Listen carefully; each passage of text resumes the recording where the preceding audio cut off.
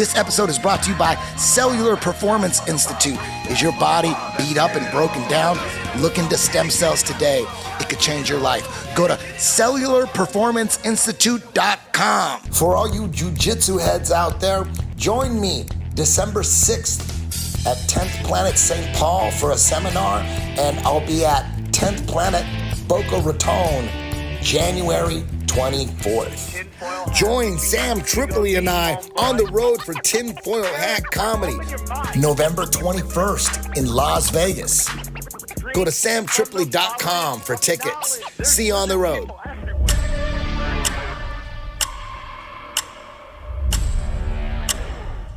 I can't believe I won.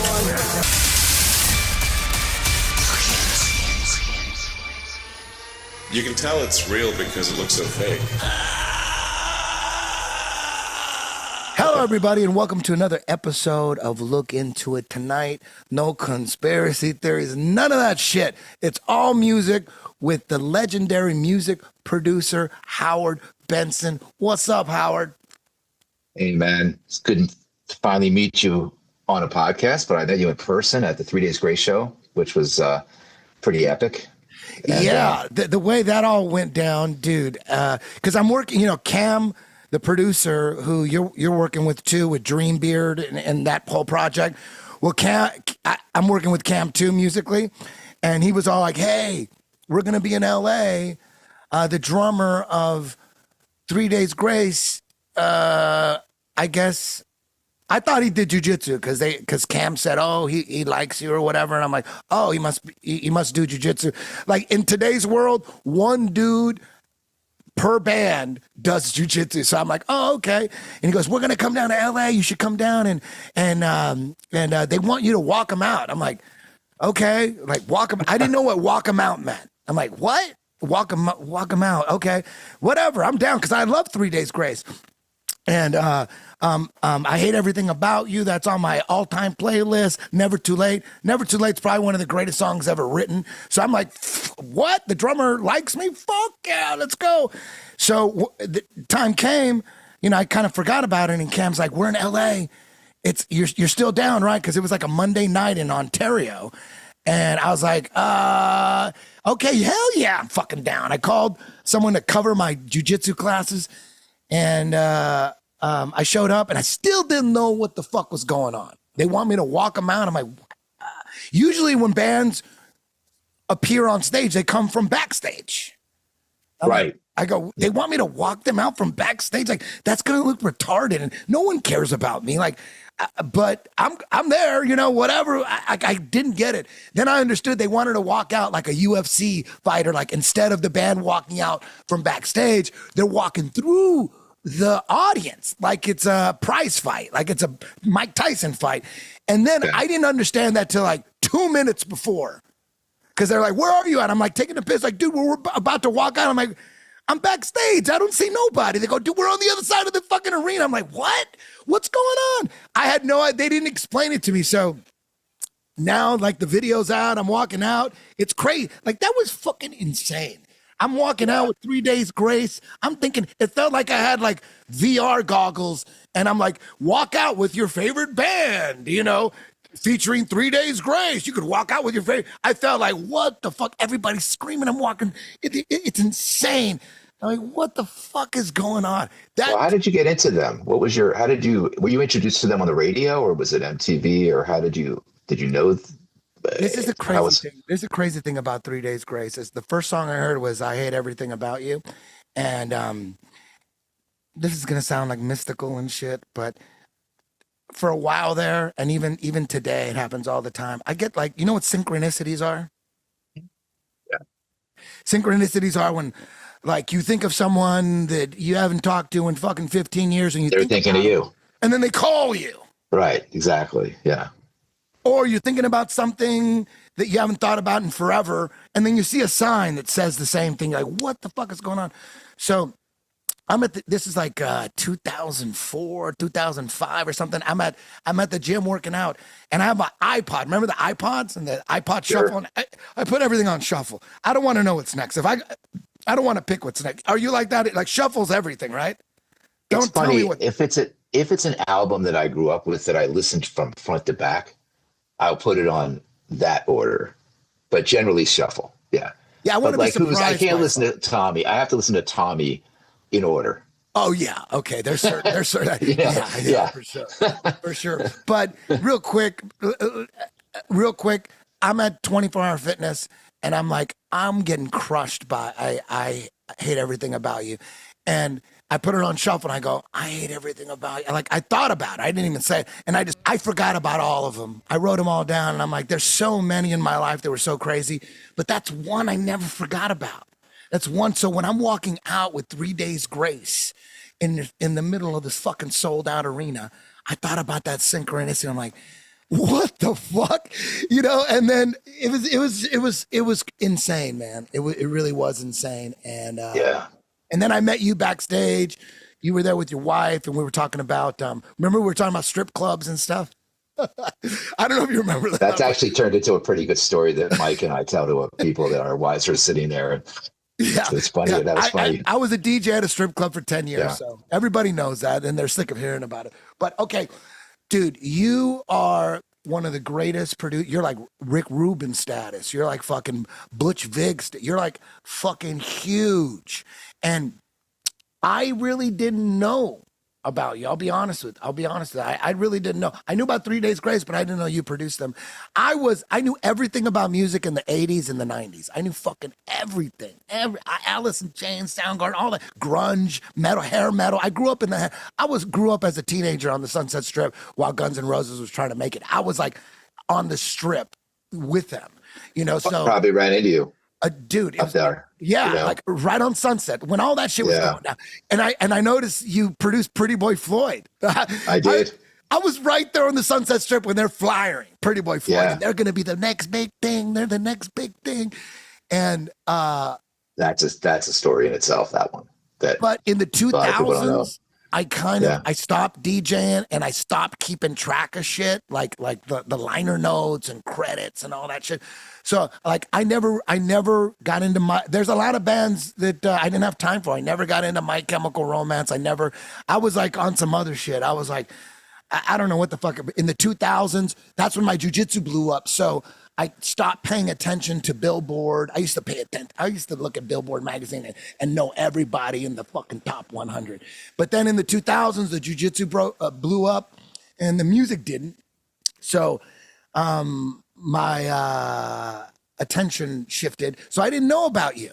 I know all about Butch Vig. I know the whole Butch Vig story with Smashing Pumpkins and Nirvana. I fucking know that story big time. Yeah. But Cam, I'm working with Cam in Atlanta, and he's like telling me, he goes, yo, Howard Benson's going to be there too, man. He's a fucking huge producer. I'm like, okay, I don't really know Howard Benson.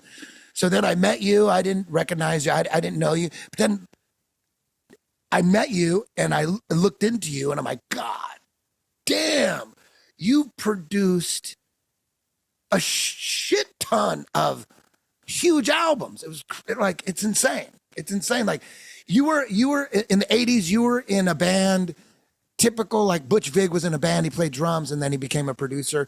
The same thing with you, right? You were in a band and then you realized like, I just want to produce bands, right? That's pretty much what happened. I think that we were in a band that really, really sucked, to be honest. Like, what was the name of it? Hate Ball.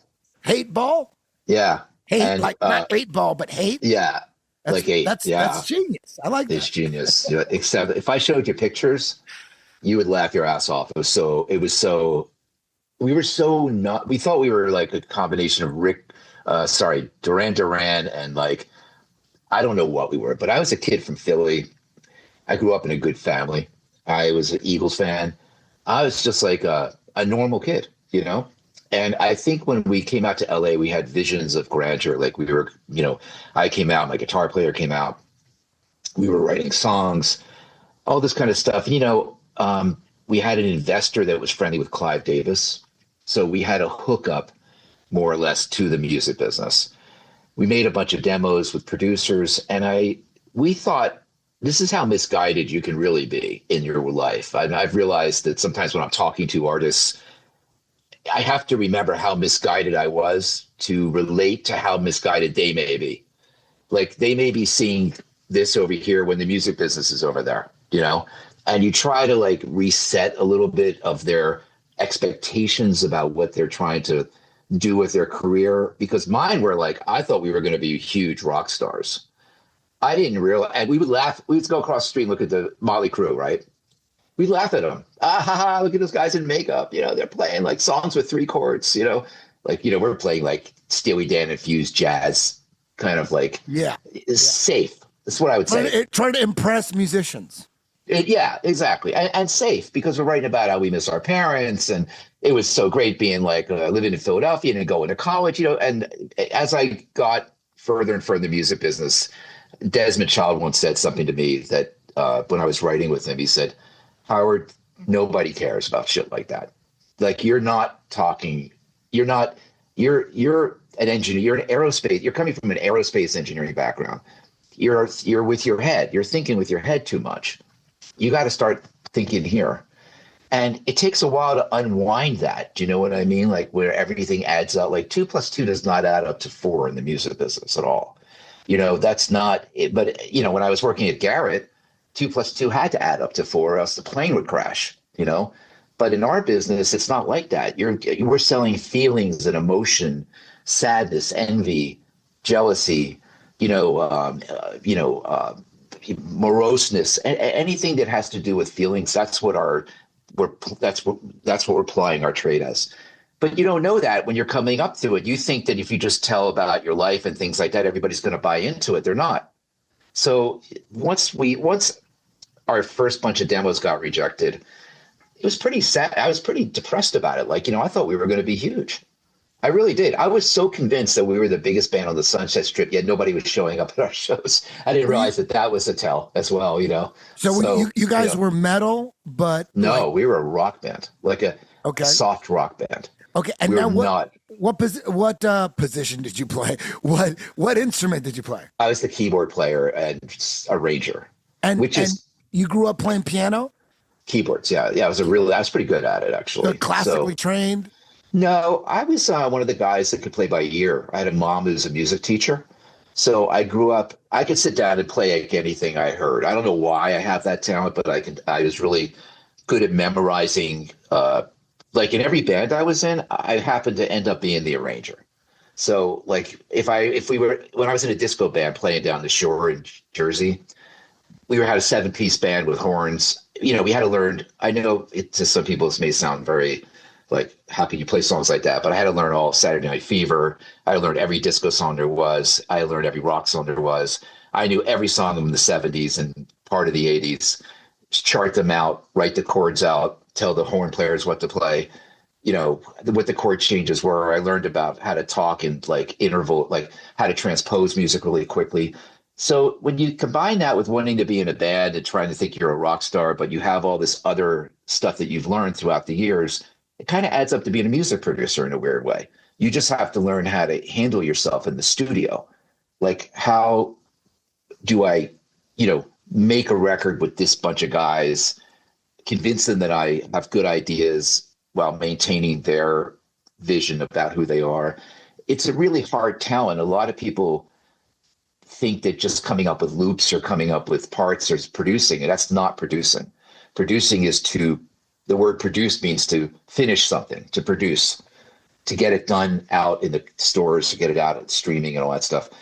And it takes a long time to develop that craft. It's not something you do overnight.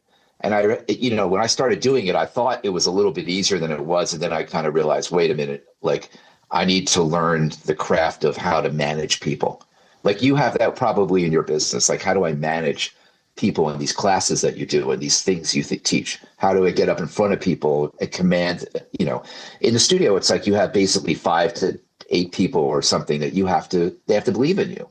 But you also have to have the chops. You have to understand what chords are, what arrangements are, what good lyrics are, what good lyrics aren't. A lot of that comes from all the work you do as a kid, from learning Rolling Stone songs and Beatles songs and memorizing them all, and Doors songs and Motley Crue songs and Bon Jovi songs, and watching guys like Bruce Fairbairn produce and Mutt Lange produce, and all this stuff comes together. And then when you finally find the right artist that you're ready, you can have a pretty decent career. That's what happened to me. Stem cells, they could do some wild shit down there. I got the stem cells in my shoulder. My shoulder was jacked. I went down there, it worked, man. Eric Anders' neck was f***ed up, and then he went down and got stem cell treatment. Now it doesn't bother him at all anymore. I definitely recommend CPI. It's changed my life. The best stem cell clinic in the world. I just come and I do stem cells to make sure that I'm resetting my body and staying healthy. It regenerates tissue, reduces inflammation. The results are amazing. CPI Stem Cells is where you want to go. There's no other place in town. They do the best work in the world. I feel incredible. If there's anything causing you to not live the quality of life that you like, then this investment is more than worth it. When it comes to the science of stem cells, no one comes close to CPI. There's not even a close second. For a free doctor call to see if stem cells is the right option for you, visit us at cpistemcells.com. When you know about Bang Tango, that was one of the first records I had done. Dude, and after that, it was Bang Tango, dude. That you were in the band, like briefly when they were dead. When they were dead. But the story was but you told me that's crazy. And the dude, that someone like you, they had a little dark wave, little goth element to it. Joe Lestay's voice, he sounded a little like Billy Idol. He loved Billy Idol. That's right. Yeah, and we were like left of center at that point. You know what I mean? But it was too late. It was too little, too late. It was too late. Yeah. They pulled the plug on hair metal.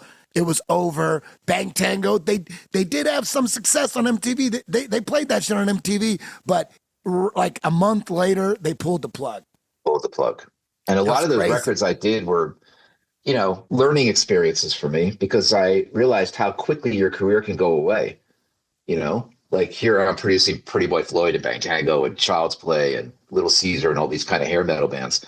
And then a band like Nirvana pops up and shit cans them all. Like in one fell swoop, poof, they're all gone and your career's over, That was probably one of the greatest learning experiences of my life, is I had to reinvent myself. Like I was like, wait a second, I'm a hair metal producer and they're hiring these people anymore. So what do I do? Can you take me through the transition between you being a keyboardist in a band and you becoming a hair metal producer? Like what was that about? So after my band decided we were not going to we finally hit the wall after about 3 years and realized what year? Like 88, 89? No, that was like 84, 85. Oh, damn, that early. Yeah. So you became a producer at like 84, 85. Well, my first record wasn't till 86, but I was working as an aerospace engineer for 4 years, from 1980 to 1984 at Garrett down in the South Bay. So I was living. So that was your day job. Right? Your day job in the South Bay was an aerospace engineer, but you were also in a band. Yeah, I worked. That was the days of like 24/7 craziness. Like I would go down in my shirt and tie and a little pocket protector. I got some pretty funny pictures of that. And I did I liked being an engineer. Let me put it this way. If I had been an engineer the rest of my life, I probably wouldn't have been that upset about it, because I was doing good. I got promoted a bunch of times. I ended up in mechanical power systems, working on leading edge slide actuation systems for F-18s and F-5s and C-5s and C-5Bs. I worked on the space shuttle for a while, and I really liked it because it was exciting work. You were working on stuff that you could watch your shit take off, you could watch it happen. But there was always this part of me that wanted to do music. And, if you think about a producer, those two sides, the mechanical, the engineering side and the creative side, it's a pretty good combination of things, It kind of prepared me for some of the future. So what happens was I quit my job, which my parents were like, they could not believe I actually quit my job. Why did you quit your job? Because I knew at that point the demos I was making at home on my little 4-track cassette player. As a producer? I was calling myself a producer. I was using it's Hollywood. You can call yourself anything. Let's get into the first. Let's get like from here. Let's keep it going into your very first band that you produced. So there's 2 years between when I quit my job and the first band I produced, which was basically living in Playa del Rey, starving, eating ramen every day, right? I got a little lucky because the person who owned the condo I was living in wanted to sell it, so they were letting me live there rent-free. So I was able to have 2 years of rent-free, and I was doing demos for local at that time, I had a small little home studio with a 4-track Tascam, right? Okay. And I was making demos for bands. And slowly but surely, I started working at Sunset. There was an assistant engineer at Sunset Sound named Bill Jackson who wanted to work with a producer so he could do, he wasn't a musical guy. So I don't remember how I got to meet him, but I ended up at Sunset Sound in the evening, like from 8 o'clock to like 5 in the morning, doing my own projects. And I met a band called Jack Mack and the Heart Attack in the clubs. They were a band that was signed to Full Moon Records, Warner Brothers, that was dropped. They were a 10-piece horn band, soul band. And I said to them, I'll make your demos. And I volunteered to make their demos. I got them into Sunset Sound. It took us 2 years to do 3 songs, right? This is how little I knew about it, right? All the horns. Like, how do you record horns? I didn't know how to do it, right? But luckily I had a really good engineer. But it was funny, the first session date, I learned a lot about working with my heart, because I sketched the first date that the band said, okay, what time do we get to the studio? And I said, 8 o'clock, and 8:10 will be drums, and 8:16 will be this, and 8:22 will be, like I did at the engineering when I was an engineer. Everything was like that by the minute. And the band shows up 4 hours late, right? And they're like, I said, well, what are you guys doing? You're so late. And they're all stoned and fucked up and everything. And they're like, dude, you got to start thinking with your heart here, man. You're in the wrong business if you think we're following some fucking schedule. And I was like, what do you mean by that? So, but I remember like that was one of those moments where you just go, man, I got to readjust, to what's really like, these artists don't care about like that stuff, So I made this demo and everything like that. And then I got a little shitty manager who nobody ever heard of, who ran into a band called TSOL at the Denny's on Vine Street at Sunset. You can't make this shit up, right? And this band, TSOL, had been dropped by Enigma Records. They were sitting across the booth from this manager. And he heard them talking about, what are we going to do with our lives? And all right, we got dropped by Enigma. And he goes, I have a producer. I manage a producer, being me, like who's never made any records. But I knew Sunset Sound. So I somehow finagled my way into Sunset Sound with these guys and ended up finishing their half-done album. And it got released. That was my first release. They're like I never got it deep into them or anything. They're like punk, right? Punk? Yeah, okay. Yeah. South Bay punk band. Okay. And then, at that point, I took anything I could take. I did some jazz albums. Just, you start in art, it's like anything. You start to network with people, and people find out that you have these hookups at Sunset Sound and they want to do stuff with you. So I started doing more and more stuff. And then I guess with the first record that did anything for me was really Bang Tango. So that was just me showing up at the Sunset Strip, probably like you were, going to Gazzari's. Yeah. No, I was too young to get into the clubs. I was 16, 17, 18. I was just hanging out on the strip looking for chicks. For all your 10th Planet Jiu-Jitsu merchandise, please visit 10thplanetjj.com/shop. We also got a Look Into It t-shirt that just dropped. Thank you very much for your support. And it was, but there's plenty of chicks. Yeah, yeah, it's crazy. And it was Ron Jeremy. They were all there. Remember him? I mean, I'm serious. I used to run into those guys constantly out there. Just walking around, It was insane. Those glory days of what it really was when Poison and Motley Crue blew up, there was a lot, like it was huge. They went platinum, multi-platinum, but regular girls, they still weren't into long-haired dudes at all. It wasn't until 1988, January of 1988, when Appetite of Destruction finally popped. It took a while, but when Guns N' Roses finally popped, all girls wanted long-haired dudes. R&B chicks, secretary chicks, chicks that were into like fucking country. Everybody wanted a long-haired guy from 1988 to 1991 when Nirvana killed the pussy. That was That's exactly right. And it's funny you mentioned Guns N' Roses. I remember watching them on MTV with Nirvana thing. Was that kind of you knew something changed in the world, Yeah. But from then on, I happened to be really good friends with Chris DeMakes from Less Than Jake, the singer, right? He's a huge metalhead. So we made a list of all the bands that got signed between 1988 and 1991. There's like a 500 list. Every band that played on the Sunset Strip got signed. It was insane. You would go there, I go to Gazzari's, and it'd be 4 bands, and the next day they were all of them were signed. You know, they weren't even good. These bands, you know. Remember the band? Remember Paradise? I remember them all. They're on my list. I bet you. I could send you this list. It's a funny list. Yeah. Like there were so many bands, but what happened is that people like me were record producers. We couldn't tell which ones were really going to break through or not. Like I thought Pretty Boy Floyd was going to be huge. Yeah, but it looked like they were the next ones. Like I was like, 17, 18. I'm like, it looks like Pretty Boy Floyd. They're getting, they look so much like Chicks. They were like, they took Poison on to another level. And then they got signed to a major record label. MCA. Yeah. What happened?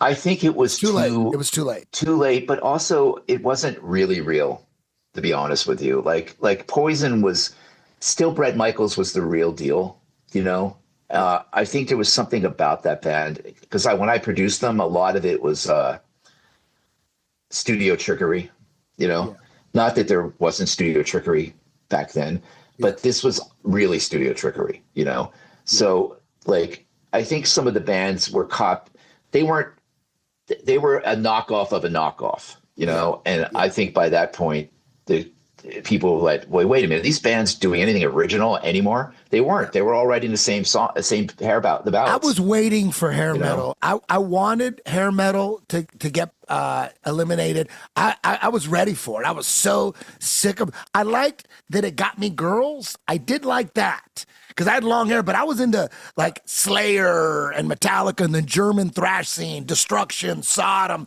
I was like a super heavy speed metal guy, but I was using the hair metal to get girls, so I did appreciate that. But on just a straight musical level, I couldn't wait till they pulled the plug. When I heard Nirvana, I was like, thank you. When I heard Alice in Chains, I was like, thank you. That's what we need. We need dudes committing suicide and doing heroin. That's what we need. Right. And that's exactly what the Seattle scene brought to it. It was real. Yeah. River's Edge. The movie River's Edge was still to this day, there will never be another Alice in Chains. Like, God damn, those they were the OGs of that stuff. Oh my God. The fact that that Jerry Cantrell was a singer in the band. He was actually he was like a lot of bands like I love Queensryche. But all the vocals were Jeff Tate, Chris DeGarmo. He sang live and he sang great, but everything was Jeff Tate. I love like Depeche Mode is Martin Gore and Dave Gahan, and Alice in Chains was Jerry Cantrell, Lane Staley. They both sang. Right. They were both a big part of it. And like Wood, one of Alice in Chains' greatest songs, it starts off, the verses start off with Jerry Cantrell singing. I love that shit. It was like the Beatles. It's kind of like Kiss, because Kiss was like my first. That Kiss is what made me want to be a rock star. Kiss. I love the different vocals and the different harmonies. I love all that shit. Like, and I was just watching an interview with you today, and you were so into talking about how important vocal melodies are and harmonies. I'm like, fuck yeah! It's all about the vocal melodies. I mean, it's all about that. Like everything else is just like, yeah, you can, I fully respect 1,000,000% Tool, fully respect them. It's just not my cup of tea. Too much. I want to hear vocal. I like A Perfect Circle because A Perfect Circle is Maynard's version of Tool that's more vocal melody oriented. Like Perfect Circle. Yeah. I fucking love Perfect Circle. And Pussifer, the song Remedy, vocal melody. So hearing you talk about how important that is and everything else is just secondary. Who cares about the production if there's no vocal melodies? If there's no vocal hooks, you could have the greatest production in the world. Who gives a fuck? That's it. That's right. And it takes a while to get there as a producer because a lot of times you're in a situation with a 5-piece band, and you remember the vocalist is only 1/5 of the band. So you got 4 other guys who want, and by the way, kudos to them, but their 4 parts are to them the most important things in the world. So you can get easily distracted by that stuff in the studio where you just go, okay, we're going to spend the next 2 days getting a snare drum sound. And then we're going to spend the next 4 days getting this sound and that sound and this sound. And by the time you get to the end of the project, you have 4 days left to do all the lead vocals. Well, in my world, I flipped that around and just said, you know what? I'm not taking 4 days to do lead vocals. I'm starting lead vocals day one. I'll do them to the demo if I have to, but I want to spend time on the melodies. I want to get the harmonies right, because like, and people have heard this say to me say this before, but you're walking through you're out there in the wild. What are you really hearing from songs that are distant from you, from say the speakers at CVS or on the beach from a boombox or in a car with a fucked up stereo? You're just hearing the vocals. That's it. And if you know that song from that worst case scenario, I always call it the worst case scenario, bad listening experience, horrible situation, mono, broken speakers. That's normally what your people are listening to, or they're putting their headphones on their phones and they're broken, or they're maxed, or they've pushed the EQ button in and it's like a smiley EQ where there's like no vocal because there's no mid range. You have to assume that that's how people are listening. Yeah. So your vocal has to come out of that. You got to hear those. That's why I make my singers all have to enunciate very, very much. Like I make sure I'm not into this mumble bullshit. I just don't like it. You know, like people send me demos. They're like, what do you think? I said, well, I would really like it if I understood any of it. Yeah. You know, like, what do you like? Just because you looked at the lyric sheet and you know it doesn't mean I know it. Like, that's the biggest mistake so many young producers make. They'll go on like, all these YouTube videos and watch how EQ the snare drum and EQ this, you do that, what guitar string, what cables to use. But nobody will talk to them about the main event. You know, how do you get a singer to convey their feelings and emotion through a microphone, into a compressor, into a computer, to the big wide public out there? That's not easy. It's like acting almost. How do you get an actor to look into a camera? What's different between one actor and another when they look into a camera? How come this one connects and that one doesn't? You know, you have to have a feel. I found that the more I got better at this, the more emotional I get doing this stuff. So I cry a lot doing this stuff. Actually, I tear up when I hear something that moves me. I'll actually kind of like, start to kind of get welled up inside, and I know when it's right because I'm feeling that feeling, like something's. I'm with you, dude. I cry to songs I put on repeat when I'm always looking for a song that puts me under a spell, and I have to put it on repeat, and it's not often. It's rare. So when I find a song where I'm obsessed and I keep putting it on repeat, I'll cry like a motherfucker. I cry at anything though. I cried at Hangover 4. You know what I mean? Do you remember when Zach Galifianakis, they find Heather Graham, right? They find Heather Graham, and this was like Hangover 4. In Hangover 1, Heather Graham had a little baby. Remember she had the little baby? Remember? And Zach Galifianakis had like the little baby backpack thing. But by Hangover 4, that kid's like 5, right? So it's packed. It's Hangover 4. It's packed. There was only 2 seats left. Me and my wife showed up. We're in the front. And my wife thinks I'm a big pussy because I always cry during movies. Anytime there's like child, like a son and a father and son moment, I always start crying. I cry myself out of parking tickets. You know what I mean? I'm a big pussy. So we're front row at Hangover 4. The first day it gets released, we got there late, and I'm looking up. And that one scene where they went to Heather Graham's apartment, they knock on her door, and it's like Bradley Cooper and like Zach Galifianakis. They open the door, and Bradley Cooper's talking to Heather Graham, "We need your help," or something. And then the little boy walks, and then the camera pans down, and then the little boy, and then comes up, and then Zach Galifianakis gets on his knees, and he goes, "Hey, remember me?" And the little kid goes, "Are you my daddy?" And right there, dude, tears just fucking started coming down my eyes, dude. That was Hangover 4, dude. I'm such a pussy. Yeah. But I didn't want to wipe the tears off because then my wife would see me wiping them off. So I just let them air dry, dog, because I didn't want my wife to see that I was crying. I'm the same way. I don't let my wife see it either. Songs make me cry all the fucking time. Songs. If I put them on repeat, I put the song on repeat, like maybe I think it was like 8 months ago. it broke the record for my repeat. I put it on repeat for a fucking week because What song? Are you familiar with a band called White Lies? Kind of, not really, but They're a okay. UK band that very Depeche Mode, very The Cure. They're called White Lies. There's a song called Bigger Than Us. That's the record for Tears, repeat. And every time I put it on repeat, I fucking, when the chorus hit, boom. I don't know what it was, but it's Good title. Bigger Than Us. What the fuck is going on with it? Why is it? Oh, it's fuck. Like, look at these chords. It's always the same chord. It's always the same thing. It's always A minor to C to fucking F suspended. You know, it's always the same G. fucking chords. Yeah, it's a G. How are you going to E minor to D sustain, then C, then G? How many times are you going to do? It's like once you figure out like, damn, all the chord progressions have been done. It's just like all the drum beats have been done. You're not making up a new fucking drum beat unless you're playing like Tool. Then you're making up a new drum beat. But if you're doing like pop songs, rock songs, you're not making any new drum beats up. They've all been done. Which one are you going to use is the question. What I think is probably the best knee slice in the game. It's called a row drag. Super simple, awesome combo. Before we get to the truck, throw a little pass on top of that. You know what I mean? So we're gonna get really good at that truck transition. How about you get really ninja with the row drag?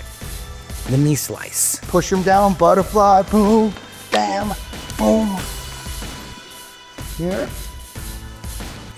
Here. Here. And then the fishnet, knee to the stomach, low the handle, break the frames, and then boom. Pull this out, grab my forearm, pop, pop. That's all the best shit from Twister Sack Control right there in one throw. You guys want to go back and forth a little bit? Ready? Let's go. Same thing with chord progressions. Which chord progression you're gonna use? They all been done before. How many times are you gonna go to A to C? You think you created A minor to C? That's been wild horses. It's been done a million times. Like, how are you gonna do it? Well, how are you gonna sing over it? What's the rhythm gonna be? What's the BPM gonna be? So, that's the one thing you learn, right? You learn like, oh shit, all the chord progression has been done before. You're trying to reinvent the wheel. Everyone's trying, I want to be original. I want to be the most original. I'm like, listen, you're not being original. It's already been done a million times. You just got to do it your way. You got to remix it into your story, right? Well, that's why Bob Dylan, it's a great quote that I always tell my artists: 3 chords and the truth. There you go. There you go. And It's those the 3 truth. chords, That's the hard part. Guess, B minor to fucking A to C. Like, what is it going to be? You know, it's all about accepting that all the chord progressions have been done. All the bass progressions have been done. How are you going to layer it? How are you going to sing over it? What are the words you're going to put on it? Where are you going to start singing? Before the one, on the one, after the one? How are you going to do it? It's really like everyone's just remixing shit at the high level. Right. That's why I always like Max Martin's writing. Max is really good at chord changes, key changes in the choruses. Like he'll, like I've worked on a few songs with him where he'll go from like A minor and all of a sudden you'll be like in D flat and you're like, how the fuck did he get there? You know, and you realize that he's able to take melodies. Like if you're going to like from A minor to say D flat minor, your E is the common tone. So you can sit, if you do that, you just have to know melody in your head. Where is the common tone going to be? So if you're singing, you can switch keys and still hold that note and it's in the same, you still have that note in that new chord. Yeah. So he's really good at that. He did that with Kelly Clarkson. He's done that with so many artists. And at first when you hear it, it bends your ear a little bit. You go, what the hell? But then you get used to it and it becomes a bigger hook. Because now it's something that you haven't heard before, yet familiar enough. So that's why he's the greatest songwriter of our generation, I think, you know. So, you know. Off the top of your head, describe the moment you've had in a studio where you heard a hook from a band you were producing and you were like, that's fucking it. And you knew it and it did work. And it did happened work. a bunch of times. Oh, it did work? Yeah, a bunch of times. And Never Too Late, 3 Days Grace. Do you remember first hearing that? I would think that was one of them, but that was in the midst of a lot of other stuff we were doing. When I find it like a new artist, a lot of times, I think with My Chemical Romance, I just remember nobody knew who they were. And that was a bigger challenge because 3 Days Grace was coming off of a big hit already. So I just was working with more, I had a full deck at that point. With My Chemical Romance, I didn't have any deck. Like there was nobody who knew who they were and there wasn't anything to work with. But there was a lyric to work with. And the lyric was, "I'm not okay." And that was it. And I remember that was something the A&R person, which is why it's good to have a good A&R guy, Craig Aronson, had said to me. He had listened all the way through to this cassette tape, and I guess somewhere on the cassette tape was the Gerard scatting out, "I'm not okay, I'm not okay, I'm really not okay." And I remember thinking when I met the band, that guy there was something about him. He was the perfect face of the disaffected, disenfranchised kid at that point in time, the MySpace time, 2005. There was a bit of androgynous to him. And he's singing a lyric, and I thought, okay, this lyric, I'm not okay, and him singing it, that's the whole project right there. That's the whole thing. Like if we can get that right, everything spills out from there. So that was like one of the first few songs we worked on was that, and kudos to the band. They went back to the Oakwood over and over again and kept writing that song. And we found that was our first single, and that, boom, from there, it was like lights out after that, I think that also happened with, it was different with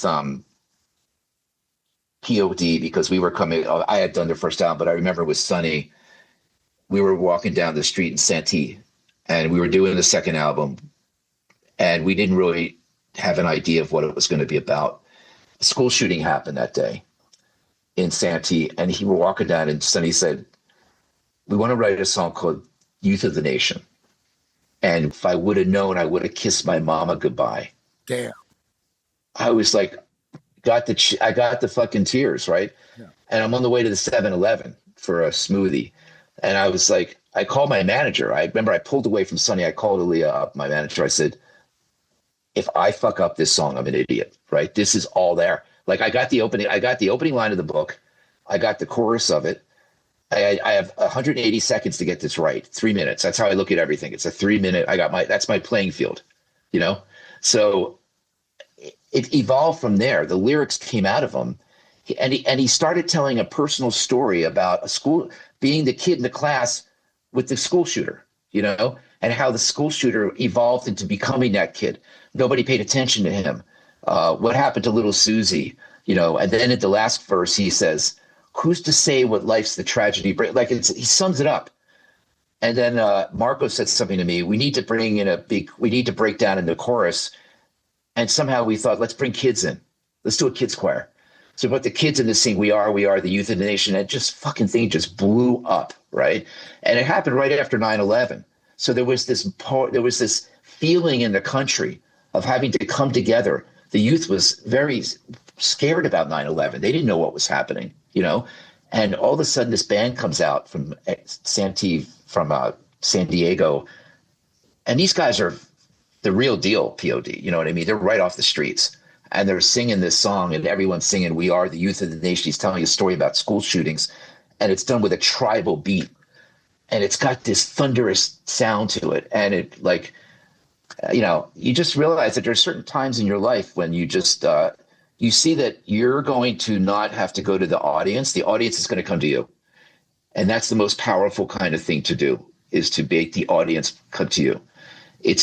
Most people make music where they try to go, well, here's the audience. We're going to fit into the, here's the highway. We're going to do the on-ramp. We're coming on.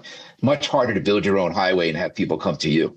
And that's a couple times in my career where that's happened, where you realize that people have changed their listening habits. And POD was a band with melody. Remember, that was a rap band that had melodic qualities to it, where before that, there wasn't as much melody in rap rock music. It wasn't as melodic. But that was my sensibilities. I liked I grew up listening to bubblegum music when I was a kid. I loved melody. Like I was a sucker for Philly melody, In fact, I got to meet Artie Ripp, who ran Buddha Records and signed like T10 Fukum Company and the Ohio Express and all these bands with like 2-minute and 30-second songs with like stupid titles like Yummy, Yummy, Yummy and 1, 2, 3 Red Light. And these like seriously melodies that are like, major chord melodies. You know what I mean? Yeah. And everything's 1-4-5 progressions. So, suckered in by Mamas and the Papas and all the vocal production that was going in, the Beach Boys and all the harmonies and things like that. So when I kind of collided with rap rock, all of a sudden I'm bringing my melodic sensibilities to something that was not melodic. And I would encourage the bands, hey, put Papa Roach, hey, put some melody into this stuff. Like Scars and their third album I did is more melodic, Yeah. I wasn't scared of it at the time. I liked the melody stuff. I wasn't like I'm not the person in the band who is the coming up with the direction and the vector, but I'm opening the door and saying, yeah, you want to be melodic? It's good. Because a lot of guys weren't good with that back then. A lot of producers would say, nah, it's too melodic. It's cheesy. But I wasn't like that. I kind of did it. I didn't think I thought we had enough non-cheesy shit on there that it wouldn't be cheesy. If you can write a live melody, I feel so alive, right? That's not going to hurt anybody. Yeah. People are not going to come screaming at the gates and go, what the fuck? So, but that's all you need is that, like you didn't need the rest of it to do that. You just needed it to happen in the chorus, So those are, I don't know, man. There was a point in my life. I'm not sure I'm there anymore, but I was seeing things super clearly at that point. Like I think from 2000 to 2012, we made almost 100 albums, and we were doing 10 albums a year, just like crazy. Like we were just in the studio. We never stopped working. And I don't know, there was a moment where, and I think every producer and people who are into athletes and all that, like I watch Aaron Rodgers and great quarterbacks, and there's a limit you have. Do you know what I mean? Like you have this time where you're going to be really strong at something, but you have to accept that those times are going to end, and there's going to be a beginning to it. And like that's just an arc of most people's careers. It's like that, So, but as that's why they can mentor. A music producer can go on forever. You can go on forever. You know what I mean? Because you're I behind can, but I learned something though from Clive Davis, from working with Clive. You need to surround yourself with young people. So this record label, Judge and Jury, the average age of everybody but me and Neil is like in their 20s. And they're bringing new ideas to us and new ways of looking at things. And we can be what I'm really good at now, which is sort of the wisdom part, like the wisdom part has not changed in hundreds of years. Like what makes this good? What direction, how do we all get along as a company? What is, the bigger picture things? And I like that. I actually quite like that. I didn't like that back then, but I like it now. So like when the label will call me up and go, well, we're a little confused about what blah, blah, blah. And I always say, listen, guys, it's all about the music. Don't get confused. Keep your eye on the ball. It's all about the music. If the music isn't good, the record company's going to suck. Just the rest of it falls into place. If you have good songs, it's much easier to run a record company. But if you're running a record company with bad songs, good luck. Yeah, hair metal could have lasted longer, but the music sucked. Like the hair metal that was coming out late 80s, like it was horrible. It was like Eddie, I'm going to give you another statistic you're going to like. Okay. What else happened in 1991? One other thing happened. Besides Nirvana? There was another event in the music business that most people don't even remember. But if you talk to the people like in the companies, they all remember this. SoundScan came along. What's that? There was no SoundScan before then. Now, SoundScan was a way to measure actual sales, not fake sales, actual sales. Now, up to 1991, you could go to Tower Records, and if you put out the Eddie Bravo record and you had a lot of money, you could go to Tower, to the guy at the front desk and go, all right, I'm going to give you 500 Eddie Bravo records, and you're going to write down that you sold them. Now, here's a check for 50 grand. And they wrote down that they sold them because there was nobody checking it. All you needed to do was ship them. You didn't need to sell them. So the numbers in Billboard were shipped records, not sold records. Big difference, right? Yeah. So there was no way to measure the sales. SoundScan comes out with this way of measuring it with, the things that the barcodes. Yeah. So now they're measuring, and I remember this. It was December or January. We're looking at the chart. And it's the first week of SoundScan. I was working somewhere at the time. I forget where it was, or I wasn't. I'm not sure what label I was at, but I think I was in Ron Oberman's office over at Columbia. And he opens up Billboard Top 200, and he doesn't recognize any of the artists at the top 10. You know who they are? Garth Brooks. Who the fuck's Garth Brooks? You know, like the second artist was like Nirvana. Who the fuck are these guys? You know what was at the bottom of the list? Winger, Warrant. They weren't selling records, but we all thought they were selling records. And all of a sudden, and you know what happened? It was funny. The record business all collectively went, we liked it better when we were lying, you know, like because they were so used to being able to work the system, they couldn't pay for it anymore. Yeah. Now it was fake. So that was also the demise of things, is that you could see that country music, nobody paid any attention to country music at all. But this guy, Garth Brooks, who nobody ever heard of, you know, was selling a ton of records. So that was also another thing that contributed to this downfall of hair metal. Because there was a time when we weren't selling any hair metal, but we thought we were telling people we were. Yeah. They were at the top of the charts because we shipped all these records. We shipped a million Winger records. You know? So you were at the end, like you did Pretty Boy Floyd, that failed 100%. But Bang Tango had juice and had some fire for that first album. But I didn't make their second album. And then at that point, now you're in the early 90s. Are you kind of worried about your career? Totally worried. And then take me to that first big hit that blew everything up. That was, believe it or not, 8 years. 8 years of struggling and worrying. Struggling. Oh, yeah. That's why when I had my first hit, my first big hit, I think I was appreciative, blessed. I did not take it for granted. You know what I mean? Like, what was that? What band was that? POD. That was the first one. Yeah, the Fundamental Elements Tablet was the first POD record. Then after that, I immediately got Cold. That went gold. Gone Away, great song by Cold. God damn. Oh, Gone Away. Great. That should have been fucking huge, man. That bridge. POD. Then I did. All of a sudden, Hoobastank comes along. That's massive. Oh, so and now you're huge. POD was the first one, blows you up. You're doing Hoobastank. You did Edema too, right?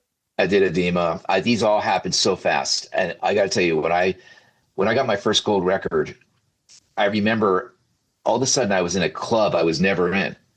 You know, it took me 15 years from when I quit my aerospace job to get this gold record. And I got a a royalty check. I'd never even fucking got a royalty check before, right? And you were like, and what the fuck, 30K? It was way more than that, right? Yeah, I'm not kidding. I brought it up to my wife. You know, I opened the mail and I bring it to my wife and I showed her the royalty check and I said, there's a new sheriff in town, right? and she goes, fuck you. Do the garbage, right? Oh, yeah. She didn't care. Wash the dishes. Wash the dishes.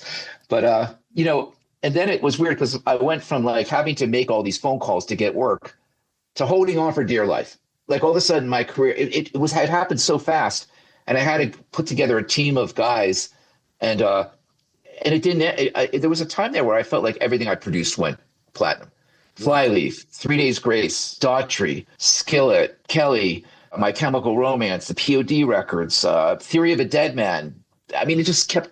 Dude, the song Again by Flyleaf on my all-time playlist. That song Again, the chorus, oh man, I fucking love it. Here I get down on my knees again. That's a perfect, that's a perfect song. That's on my all-time playlist. Perfect song. Yeah. You see why I like that lyric? Here I am down on my knees again. Yeah. Okay, sung from the perspective of a spiritual artist. Yeah. You see what I mean? Like, so you have caught both audiences at once right there. You got the secular and the non-secular audience with one lyric. Yeah. You know, that's what's going through your head all this time. I remember when I did Move Along with the All American Rejects, I remember thinking, song. Great. What a great, oh yeah. And I remember where I first heard that song. That song was, I was at Universal, you know where Universal City is? And where the food court, I was in the food court and they had that big screen where they're playing music videos and Move Along came on. I'm like, what, like, I mean, it's so poppy, but it's so. Kids choir in the bridge, if you listen, I stole from myself after a while. I was like, it's a kids choir. Let's get the same kids. Such a good song. That's such a good song. It's so poppy and so lightweight, but so good. But you know, the intervening years between hair metal and the first record were full of some great moments for me because I got to produce 4 Motorhead records. And I met I worked with the greatest rock star of all, Lemmy. Yeah. You know, and I learned to deal with that. What was that like? Wasn't he, with all due respect, he was a drug addict, right? Like he was out of control, right? So out of control, and nobody else would produce him, and I needed the money, you know. So I'm like, I'll do it, you know. So you know, it was before or after Ace of Spades? After, right? After. Okay. But I made the record that got into Airheads, so that was our big success because that song "Born to Race Hell" was in Airheads with. That's a good song. Damn. Good song. Okay. Yeah. That was my first Motorhead record. It ended up in the hospital because I stayed up for like 72 straight hours. Lemmy wouldn't go to sleep. Lemmy's diet was basically speed, potato chips, and Jack Daniels. That was it. Whoa. And we got thrown out of A&M Studios. I can't even tell you the band would quit every other day. The guitar player tried to join the Chili Peppers in the middle of the project. And everything was chaos. But that's how you learn as a producer. And in the middle of that, I produced Ice-T and Body Count. I did a Body Count record. Damn. So I'm in there with hardcore guys with guns and fucking I'm the only white guy in the studio, you know? And I'm learning how some of those words, like in Youth of the Nation, Sonny goes, told the world how he felt with the sound of and I said, Gat. I learned Gat from Ice-T. Right? Like I didn't know what a Gat was, you know? So I was like, Gat, you know, but those are the things that kind of come into your life. And Ice-T was so much fun to work with because he was he could write lyrics right on the back of a piece of paper. Yeah. Like on the spot, you know? Yeah. And the band we had 2 deaths during the project. The drummer died and the bass player got shot. Yeah. What? Yeah, the drummer died of leukemia and the bass player died in a shooting.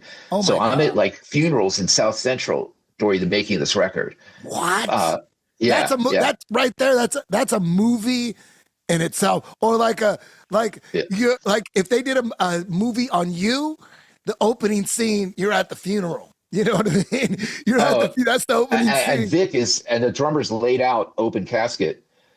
Ice is up on the stage, right, pointing down at the drummer, giving his eulogy. And we're finally past the drummer. And he's got sprayed gold drumsticks like this, right? Oh, shit. And my engineer, Bobby, that's how Ice-T got to like me, because for the first few days in the studio, he really wouldn't talk to me because I was assigned to this project by Virgin Records. Nobody else wanted to produce this band. And I was like, I need the money, you know? So I ended up there. So Ice wouldn't talk to me for a while. And then Bobby, the engineer, he was also African-American. He goes to Ice, listen, I think Howard's cool. I think he's cool. You know, so I started talking to me and then I got friendly with all the band. And I had such a great time making that record. It was so full of it. That whole record's a story. I can't even tell the stories, right? But the story of walking past the casket, my engineer he has something in his hand, right? And we're walking past it and I hear him go like this. So he drops something into the casket with Vic, the drummer who's dead, right? And I said to Bobby, what'd you drop into the casket? And he goes, a metronome. I said, why'd you drop a metronome into Vic's casket? And he goes, because, you know, Vic could never play in time. So what if he meets Jimi Hendrix up there or Jim Morrison or Janis Joplin? He's got to play in time. So here's a metronome.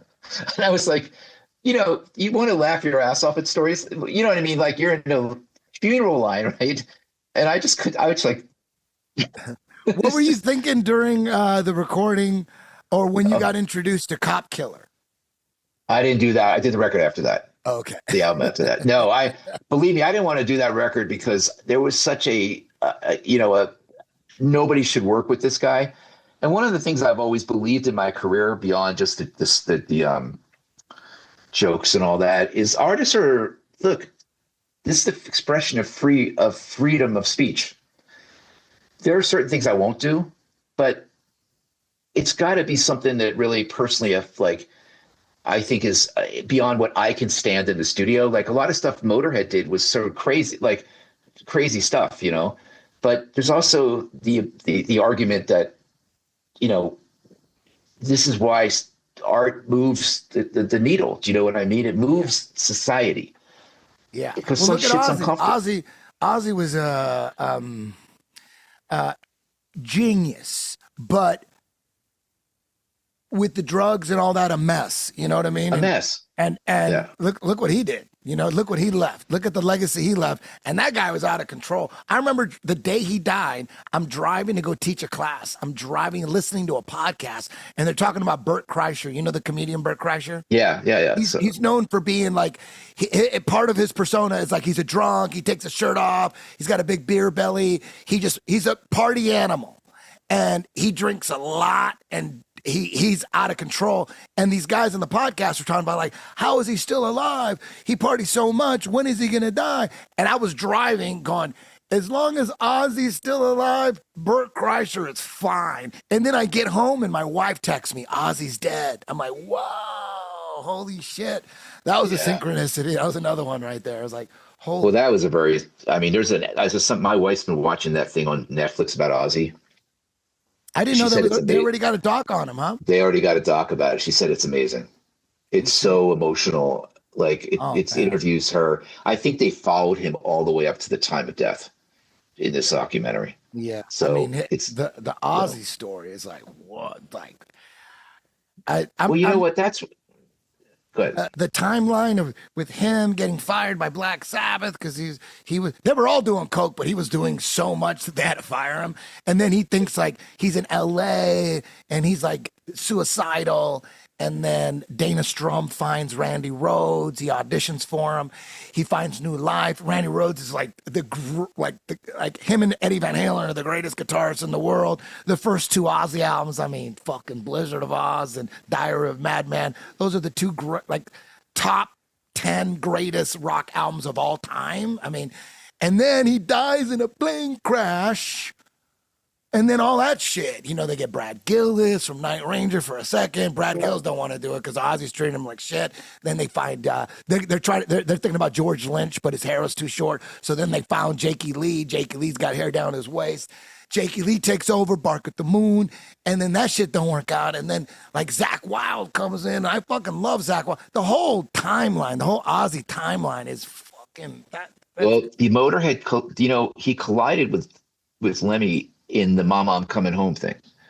Because like when I was working with Lemmy, I remember on the second album, Lemmy goes, yeah, I got this song, Mama I'm Coming Home. And I said, great, let's record it. He goes, I sold it. I said, to who? He goes, Sharon Osbourne. No fucking way. I didn't know that. Oh yeah. He sold it for $25,000. What? Yeah. He wrote the song? Yeah, because he wanted to buy, this is Lemmy's passion, was buying World War II collectibles. Remember back, you buy those things, you get those things in the mail, and it was tons of stuff, and you just buy swords and guns and catalogs of this kind of shit.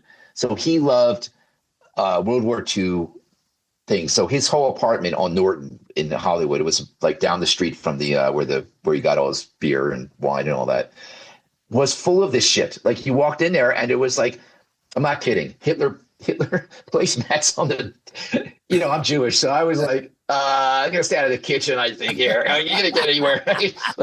But Lenny was he wasn't like that. But he liked, he grew up. Remember, he was older, so he grew up during the World War II blitzes, and he remembers all that stuff. So he kind of bought a lot of that stuff, but then he ran out of money because he never recouped ever.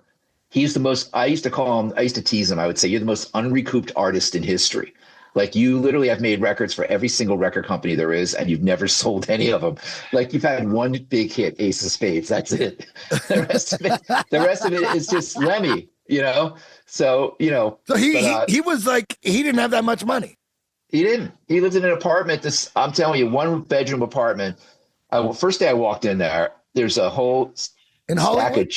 In Hollywood, he was always at the Rainbow, right? He was always at the Rainbow. Yeah. 2 streets down, there's a street called Norton. Okay. That's where his apartment was on. And it's just in a nondescript apartment building upstairs. He must have lived there for 20 years or something. And you walk in, there's a coffee table.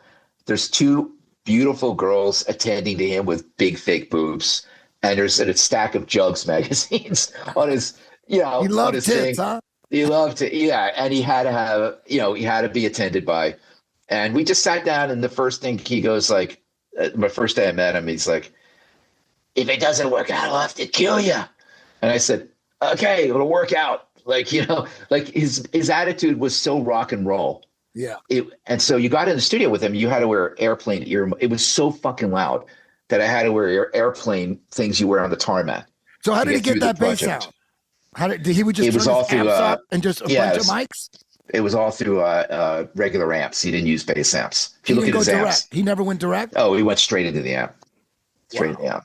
Yeah. One amp was called Murder. One was called Killer. Those are the two amps. He had a killer bass sound. He did with that Ricky. It was guitar because he strummed everything. If you watch him, he played chords. That's how he liked to play. He wanted to be the guitar player, to be honest. But no one else wanted to play bass.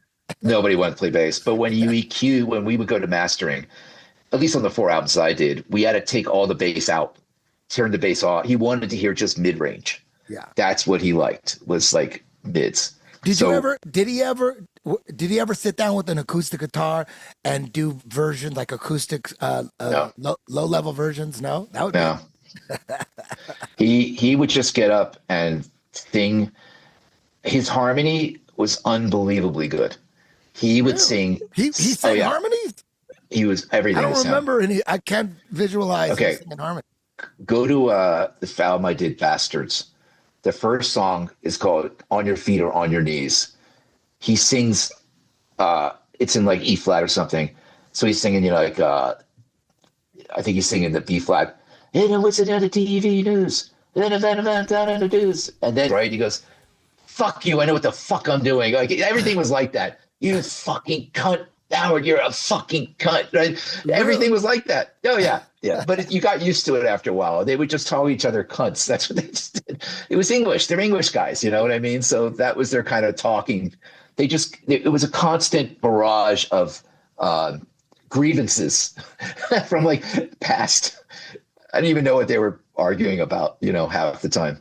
And in the middle of that, I did Body Count. So when I came along to POD, I was a pretty seasoned guy. Do you know what I mean? Like I had worked on hair bands and Motorhead and Ice-T. I'd worked with Keith Olsen. He was a good mentor to me. You did some serious strength and conditioning. That's exactly right. That's like dragging logs up a hill, like for a fighter, doing like crazy shit like that, like pulling trucks. Damn, you were ready for POD. I was ready. Yeah, that's exactly what happened. I was complete. It was the 10,000 hours they say or whatever. Dues. I paid the dues. When they came along, there was not much I hadn't seen already. Do you know what I mean, Eddie? Like I'd seen it all. Like I'd been in the studio with guys with guns and knives and swords and craziness. And we got thrown out of A&M because Lemmy got mad at Mickey one day and took a hamburger and squashed it into the brand new Neve because he really didn't like the fact that Mickey was playing without him.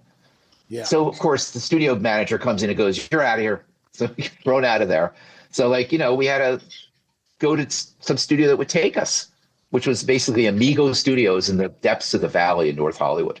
They let us go. They let us stay. So now you paid your dues. You hit POD. They blow up. Shit starts rolling. Like what? Take me through like when the big checks were coming in. Like damn. Like were you just buying like Rolls Royces and shit? What was going on? Did you buy like a big ass house?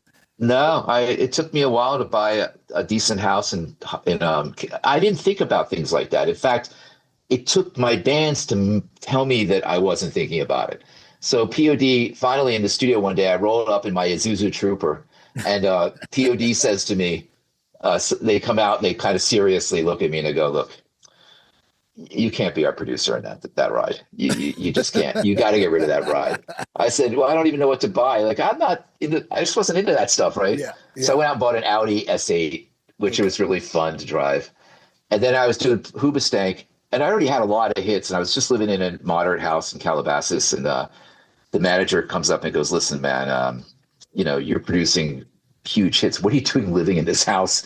And I was like, okay. Like, and then I went to the Oaks and bought a house in the Oaks, so it wasn't me thinking about things like that, and I still live kind of moderately. I sort of, the difference between, I think, me and some of the other producers, I never thought that my persona, I wasn't interested in that. I was interested in just making great music. That was it. Like, to me, it was I come from a working class background in Philadelphia. So I looked at it as my job I wasn't being paid to be in the studio. I was being paid to make hit records. Yeah. So like I looked at it like if I didn't make a hit record, I wasn't doing my job. So a lot of people think that, well, we got in the studio, made this great piece of art. Isn't it great? And I would say to the artist, I'm not into it. If you want somebody just to make art, go get somebody else. Yeah. I'm making hits. Yeah. That's what I want to do. And the more hits I had, the more I could live on that, because the more bands would come to me for hits. So I was sort of able to build on that brand. You know what I mean? Like I didn't want to do, bands really want to have hits. They say they don't sometimes, but they really do. Yeah. So, I just kind of lived on that kind of reputation. A lot of artists would come to me and go, well, we want to make this kind of record, but we want you to come to like Sioux Falls and we're going to decamp there and we're going to make the record there. And I was like, you know what, go find another producer. Like, it's fine for me. I'll come to me. You're coming to me because you want to win the Super Bowl. Yeah. That's what I want to do. I want to win the Super Bowl. So I don't care about the rest of that stuff. And I think that served me pretty well. And I learned, I think it's because I had no hits for so long that I so appreciate the value of a hit record. I know what it can do to an artist's life. It changes their lives.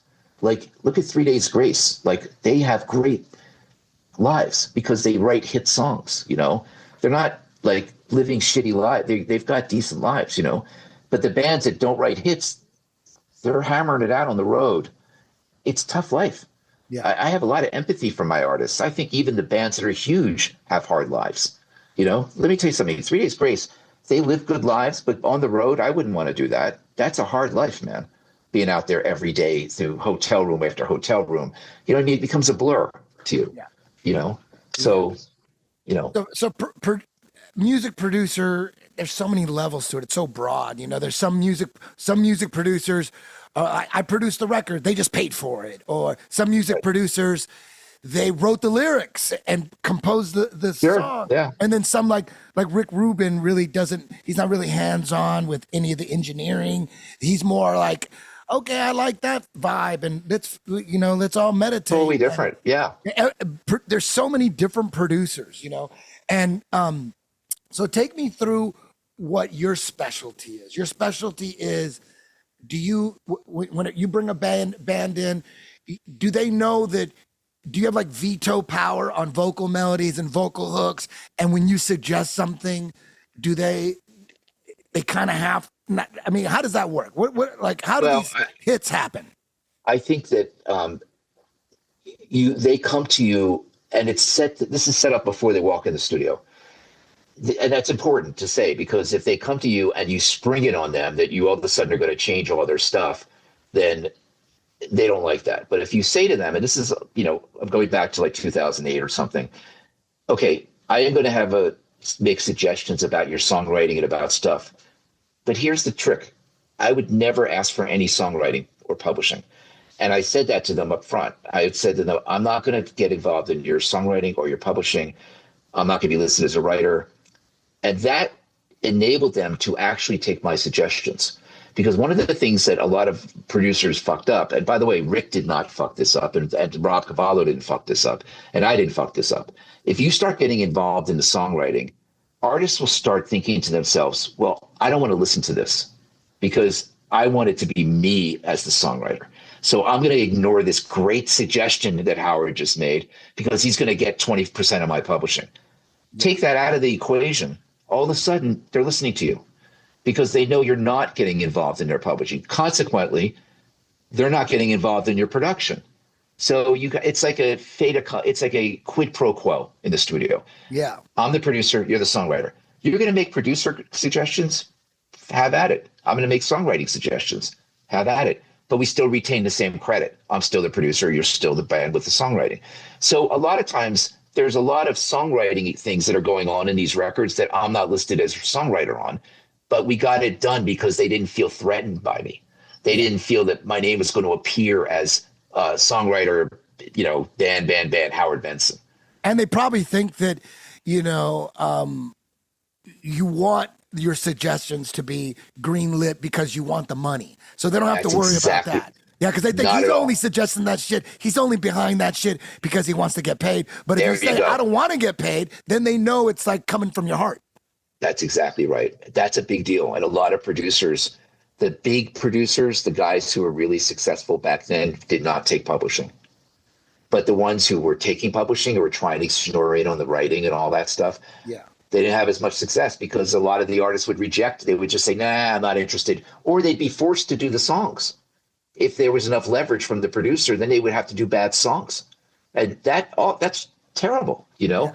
You want to be the guy in the studio that is looking everything from a project-based worldview, not the artist, not you, not them, but what is good for the project. Yeah. That's how I always say it. This is not about you guys or me. This is about what's good for the project. So if you can keep that going, a lot of times you're like in the studio too, for vocals, for example, I'll say to the bands, look, Mike, my engineer, who you met, and Hatch, my assistant engineer, Paul is my editor. There's about 5 or 6 people. They're going to be more involved once we decide on the arrangements, which like happens in rehearsal or happens, you know, if they send demos. Doing the tracking part of it is going to come from, I'll be in there while you track, but I'm not going to be in there while you do guitars. Like, I'm not going to watch every guitar string being tuned. Forget that. I'm just not interested in it. I am interested, though, in the lead singer coming to my house in my vocal booth with Hatch, my assistant, and hashing through the vocal melodies. That's more important to me. Looking at the lyric sheets. I mean, you know, I've got lyric sheets right in front of me from what a project we're working on right now with Butcher Babies. So we'll go through it, and I'll, you know, a lot of times I'll say, you know what, I'm not sure what you're saying here, or I'm working on a Hoobastank record too. Like, maybe this could be clearer. What about this? What about that? But a lot of times I won't bring it up until the singer is in the vocal booth. The reason I don't do that, if I bring it up ahead of time, I'll find that the singers will stew over it. And they may start talking to other people about it and get talked out of it. It's better if I do it while they're on the mic, because then we can have an honest conversation right at the moment, at that moment where it's happening right then. And I'll say, I'm just not getting what you're trying to say here. Let's try and rewrite it. And then when you get work done really fast, as opposed to saying, hey, I think you should rewrite the whole, you know, I don't like this lyric, and then they come back to you. It really is. It depends on the amount of work that needs to be done. If I don't like the second verse, I'll say to them ahead of time, hey, give me an alternate second verse or something like that, you know? And sometimes I'll just say, the story's not going anywhere. A lot of times it's too wordy. That's the biggest issue I have. It's just too many words. Like, if you can get away with saying things with half the words, it's so much. In other words, show me, don't tell me, you know? Show me. Edit your shit. Edit your shit. That's one thing. I do stand-up comedy on the side a little bit, and Joe Rogan's. By the way, I can see that. Joe Rogan. He told, like, one of the advices. Is that a word? One of the advices that he gave me that I'll never forget was edit your shit. Pull out the words. It is. Pull out the words that are unnecessary. You want to make your point with the least amount of words. Yeah. You want to make, okay, you go back and look at all the hits I've had. Open up the Pro Tools session. There's not that many tracks. There isn't. Nowadays, because technology has evolved to the point where artists now can be their own producers, I get sessions sent to me with 300 tracks. And I'm going, what the fuck is going on here? You know? And I'll say, you know what? Your record's going to sound this big. That's how big it's going to sound. You want it to sound bigger. Well, it's going to sound big because I put so many parts into it. And I always use this analogy to them. Okay. You ever open a score up of an orchestra score, a Mozart score? What do you think those little squiggly lines are? What are those things called? I don't know. They're called rests. That's what they're called. That means don't play. That's what they're there for. That means the violinists play here, and there's 6 pages where they don't play. Yeah. You don't think the violinists want to play those 6 pages? Yeah, they do. But Mozart's going, I don't need you for these 6 pages. You're going to sit there and not play for 6 pages, right? Yeah. And, okay, here's another good, and they go, okay, I'm starting to get what you're trying to say. Okay, go buy yourself a big old house. You walk into the house the first time and you go, man, I have a big old house. Look how big it is. And then you start bringing all your furniture in and your tchotchkes and your shit, and you start putting it in the living room. And you walk in one day and you go, man, this house is small. Look how small this house is. Yeah, because you filled it full of fucking furniture. And now it looks like a tiny little house. You know, what you should have done is put the right furniture in. that fits just the right way. And now you still have this big house. So music's the same way. There's only 2 speakers. I don't care about the Atmos bullshit. Forget all that. You got left and right. And I actually mix everything in mono. So I'm like mixing through one little tiny speaker right over here, these tiny little friggin' $70 speakers. Logitechs. That's what I do everything on, right? Mono. The worst possible. You don't mix in stereo? No, the first time I do the mix, I do it in mono because the arrangement comes across. Okay. It's the arrangement. Okay. What is coming in and out of the song, not what is being panned left and right. Because let me ask you something. You walk 10 feet away from 2 speakers, and what's it sound like to you? Mono. Yeah. Yeah. So let's just assume we're listening in mono. Again, worst listening situation. Worst listening. Coming out of the speaker at the CVS. What's that? Mono. Yeah. What's happening when you're on the beach and you hear a boombox 10 feet away? Mono. Mono, right? So let's just assume we're in mono. But by the way, once you get it sounding good in mono, have at it. Start panning shit. Yeah, let's have fun. Let's have some good times with that shit. But that's not going to solve your arrangement issue. You know, you're going to be like, well, the guitars are playing at the same time as the vocals. I'll put, or the same time as, there's like 4 guitar parts here. I'll pan them left, right, and center, and it's the 2 o'clock and 10 o'clock. That ain't solving the problem. Yeah. For you, it is sitting there in front of a 60-degree angle, but that's not reality, you know? So there again is discipline. I you know how I mix? I'm talking a little louder than usual. I mix it about this level. Very low. I can have a conversation with you while we're mixing very easily. I don't mix loud at all because I don't want my eardrums compressing. My eardrums are flexible membranes. So the louder I mix, the more the membranes are going like this, and then they're pinned like that when they're really loud. So what are they acting as? Compressors. So everything sounds great, you know? So if you mix low, your eardrums are still flopping around like that, and you can hear things coming in and out. You can kind of gauge what your levels are. But a lot of people go, well, I don't feel it. I'm not excited about it. Big deal. No, most people are not going to be like that. Most people are listening through that little CVS speaker. Yeah. They're not turning that up for you at the CVS, you know? I mean, come on, you have to think about reality here, you know? That's the reality. And if you can get a song to be a hit song through that little CVS speaker, then you have done your job as a music producer. Yeah. That's your job. That's the job. When I was a kid, I had a turntable. I was like 8 years old. I had a turntable, and I'd listen to my Kiss records. I only had one speaker. I had no concept of stereo. So I had one speaker. So I was used to the songs with just one side. And then when my stepdad wasn't around, he had the big Fisher stereo with the 2 speakers, the fully stereo. And I remember, like, whenever he wasn't around, if he found out I was fucking with the stereo, he would beat my ass. So I had to make sure he wasn't around. Then I put my Kiss records on there. And I remember going, fuck, with this stereo, I'm hearing some other shit. There's like, I was an 8-year-old kid going, what? There's another guitar part. And it only comes out in his stereo. But in my stereo, I only get half the guitar parts. I didn't get it. I had no concept of stereo. All I knew is that my stepdad's stereo was the shit. And other parts came out. Well, you know what's interesting? Back in the 60s and 70s, especially Led Zeppelin and artists like that, they use stereo to their advantage. Like if you listen to old Doors records in the headphones, like the keyboards and guitars are literally hard panned to one side. Yeah. The drums are hard panned to the other side, and Morrison is like in the middle, right? Van Halen. And if you go to Van Halen, you want to know why? Go to Sunset Sound. They were both recorded there, both in the same room. And on the console, it says left, center, right. That is all you had.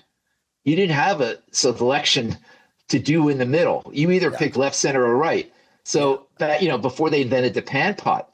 So like those guys, they thought that was amazing back then. Yeah. It's like, I can make it left or center or right. Like now we would go, oh my God, I can't do that. Yeah. So you realize how it has evolved through 4-track. I mean, I would love to have been a fly on the wall watching the Beach Boys make their music or watch the Joy. I just wish I could watch the Mamas and the Papas make. I saw her, I saw her again. How did they do those harmonies? How did they bounce them? It was 2 tracks. How did they make that work? What was Jerry Wexler thinking, or Lou Adler? How did you think about this? They had to do all those arrangements for real. They didn't have any auto-tune. Yeah. They didn't have any of that shit. They had to actually perform it. A lot of bouncing tracks. Complex. Back in the day when you had your cassette 4-track Tascam, I mean, you had to first record the drums on 3 tracks and then mix them down to 1, right? And then like, oh man, they called it sound on sound. That's what they called it. You had to SOS be or something like that. a master of bouncing on 4 track. And I got in a car wreck, and it wasn't my fault. And I got like $2,500, and I bought an 8-track Tascam, and that just changed my life. The 8. Didn't know what to do with those other 4 tracks. Cassette, I was like, I thought I was fucking Bob Ezrin. I thought I was like on top of the world, man. But you know what? That stuff, people, you wouldn't believe how many producers I've talked to that have started on those Tascams. Yeah. Yeah. I know so many guys that have started That's on all those there was. Tascams. I mean, what else? That's all there was. Yeah. And if you went and bought a Tascam like that, it kind of showed that that's kind of what you wanted to do with your life, you know, because who would buy something like that? Yeah. You know, like the average person wouldn't buy something like that, you know? Yeah.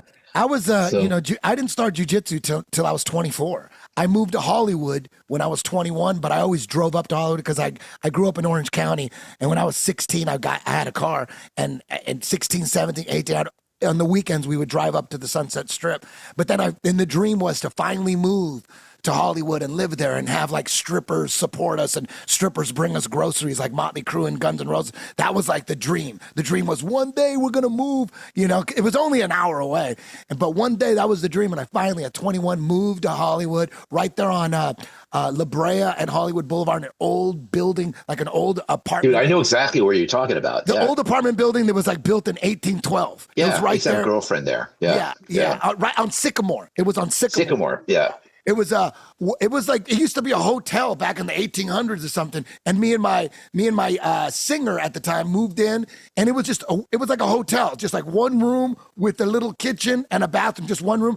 And we literally I stapled a black sheet across the ceiling, and like he lived on one side, I lived on the other side, and it was $495 a month. So it was all about. I hadn't done jujitsu at all. I'm 21. I'm in Hollywood. I'm trying to make it in the music business. And then I started, you know, training martial arts just to stay in shape so I wouldn't be a fat rock star. Yngwie Malmsteen got real fat, and it was like a big thing where, oh, he got fat. So I'm like, I don't want to be fat playing at Detroit Tiger Stadium. I want to look good. So then I started doing martial arts. But it was always about making it in the music business, always. And you know, the jiu-jitsu, I just started getting obsessed with it. And then that blew up. The music never blew up. But I never stopped making music. But the jiu-jitsu is what pays the rent. Yeah, well, dude, you've done such a great career in that. I quoted you in the studio a few days ago. I was having one of my artists was acting out a little bit. I was just joking with him. I said, you know, I'm going to quote this guy, Eddie. I said, you can either be a pussy or a nerd, but you can't be a douche. You're being a douche. I remember you said that. You said that about jujitsu. Yeah, in jujitsu, douchebags can't handle losing a game of death. So douchebags stay away from jujitsu. The only people that stay are pussies, people that don't want to fight. So jujitsu's filled with people that can kill people surgically with their hands, but they don't want to do it. It's the last thing they want to do. They just do it because it's fun. You know, it's weird. It's a weird thing. Yeah, that was an interesting comment you made, though, because it makes sense to me that, you know, if you're a douchebag, you're not going to understand enough to give up. You're going to get yourself killed, essentially. Yeah, and when you do tap out, because jiu-jitsu is just, it's like wrestling, and you get, you know, the object is to make someone give up. You tap out. If you're put in a chokehold, and if you don't tap out, you're going to go to sleep. Going to sleep is way worse than tapping out. So you're basically, it's a game of making your opponent give up, making them tap out. And that represents death. Like in real life, you don't acknowledge taps. You just put someone in a choke and you just kill them. And so that's what makes it so fascinating for nerds and pussies like me who were never known as badasses ever. Everybody knew me as a pussy. So now I get to learn how to like put people to sleep. Now I could be like a one of those badass dudes. So that's why jiu-jitsu is filled with just a bunch of nerds. There's a couple douchebags that squeeze through, but generally, for the most part, most jiu-jitsu people are the nicest people, and the last thing we want to do is get in a fight. I've been doing jiu-jitsu now since I was 24. It's been forever, decades. I haven't gotten in any fights. one little riot started and I kind of like defended myself. But other than that, I'm not looking for fights. I'm not trying to fight nobody. It's nice knowing how to defend yourself if I was ever in a situation where I needed to, but I ain't trying to do it. I do enjoy making money teaching people how to defend themselves. That's how I pay my bills. You know what I mean? That's how I just released an album and I financed it. So I'm financing my music, So that's nice. I don't have to deal with any record labels or anything, I like being. Well, that's the nice thing about the way music is now. People go, oh, music sucks now because of like the internet and Spotify. I'm like, you know what? It's the best it's ever been, because now you can do what you want to do. You don't have gatekeepers anymore. Yeah, exactly. Like it's so different now. Like you needed the record label, because if you weren't on MTV, there's no shot that you're going to be a legend. No. You have to be on MTV. That's the goal. Is your single played on MTV? Is your music video played on MTV? If it's not, you can't be a legend. It's very hard to be a legend. It drives me crazy. Now it's like fucking, it's so compartmentalized now. There's bands that are huge that you never even heard of, and they're fucking. That's right. Yeah. It's siloed. It's very siloed, but that is a good thing, because it means that you can have a career. It doesn't have to be huge. It can be, I call it like a micro stars. Yeah. You can be, so what, right? That you're not hurting anybody doing that kind of stuff, right? No. And what drives me nuts is when artists, I read on like Facebook a lot, Spotify this, and they don't pay enough, and there's no way to make a living. And I always go, when I find that when I get aggravated enough, I'll go like, okay, I'll tell you what, go print some CDs up, then come back to me. You couldn't even figure out how to do that, I bet. Yeah. Go ahead and make some CDs. You know how hard that is? It's really hard. Making the 4-color separations, buying the stuff, putting the CD in, getting the artwork right, getting the mastering right, getting it to the store, trying to sell it to the store, trying to get them to put it up front. Hey, all you have to do is upload your music to Spotify. That's it. Yeah. There's nothing stopping you. And the crazy thing is, people complain like, oh, we're not getting nothing for our streams. We're being ripped off with the streams. Like, yo, that's been the story since the 60s. Everybody's getting ripped off since the 60s. The music labels are ripping everybody off. Everybody's complaining with their deals. They didn't get paid. They're rock stars. They're broke. And now it's streaming, and it's still the same thing. We're broke. We're not getting paid. It's always been like that. Always. And most of the time you find out, if you dig in enough to that artist complaining, are you registered with BMI or ASCAP? What's that? Oh, are you registered with Sound Exchange? I never heard of that. Oh, okay. Are you collecting royalties from your record label? Yeah, but they're not a lot. Well, you're not signed up right. Like, you haven't done any of the basics. Yeah. Of course you're not going to get paid. Like, it's not their job to find you. It's your job to get your paperwork right. And by the way, it's not easy to get the paperwork right. It's hard. Like, you need to, I have found it even signing up for ASCAP, because a lot of our artists, we help them sign up. We give them the paperwork. Not that easy. You got to form a company. You have to have like a DBA. You've got to go to California. You have to show you're in business. Then you got to send it to them. You have to pick 3 names. If they think one of the names is good, then you have to fill out their paperwork. So a lot of artists just don't bother doing it. Then they wonder where their songwriting royalties are, Yeah. Well, you don't have a songwriting company. How are you going to get paid? Yeah. So what I found is, like, over the years, when a band puts out an album and the album fails, the label will say, okay, we could either cut you, or we're going to bring in Bob Halligan Jr. to write your next couple of singles. Like, what do you want to do? You know what I'm talking about? Like, yeah, sure. A label's like, we're about to cut you unless you let us bring in some songwriters. Like Desmond Child wrote, because in the beginning, Kiss, they wrote all their own shit. And then as they got, mega, they started bringing in songwriters. Like Desmond Child wrote I Was Made for Loving You, and then they bring in like Diane Warren. And do you have like your songwriters that you bring in? Yes. Yeah. Who are they? But only if the artist wants to do it. We won't force it on them at all. Like, those days are gone. Like, if the artist, and we will make our decision whether we want to work with artists based on that decision that they make. Like, a lot of times we'll find an artist and we'll go, you know what? They have a singular vision, and all they need is a good producer, or someone like myself, to just massage things a little bit, but that's it. You know what I mean? Like, that's my job anyway. That I'm supposed to be doing that, right? But then you find some artists that are, I think Ron Fair from Universal used to call them empty vessels. They have literally nothing to say at all to the world. But sometimes that's good, because if they have nothing to say, they're more willing to take outside songs. So, like, I remember when he would work with Mariah Carey or, one of those artists, he said, best thing about this woman is she doesn't know how to write songs. So now I could get her the best songs in the world, and she became huge. Yeah. Right? Yeah. The worst kind of artist is the ones that think they know how to write songs, that can't write songs. Yeah. And then you're in trouble. Yeah. So when you find that middle ground, the challenge is, like John Hammond, I always use the John Hammond thing when I run into that. If we're going to make a 10-song album, let's do the rule of like threes. You get 3 songs. I have nothing to say. 3 songs we agree on, but I get 3 songs. So that way I have, my shot at having hits with these 3. 3 of them will kind of get together on and kind of, kumbaya this one. And here's the other 3 that you get to pick whatever you want. And a lot of albums were made like that for a long time. And that way everybody was happy, Now the stubborn artists, some artists would just go, no, I have to write the whole thing.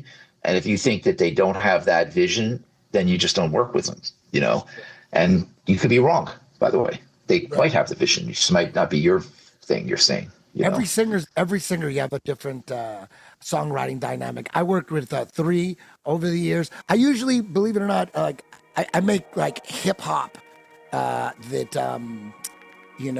hip hop that white people would like. That's what I.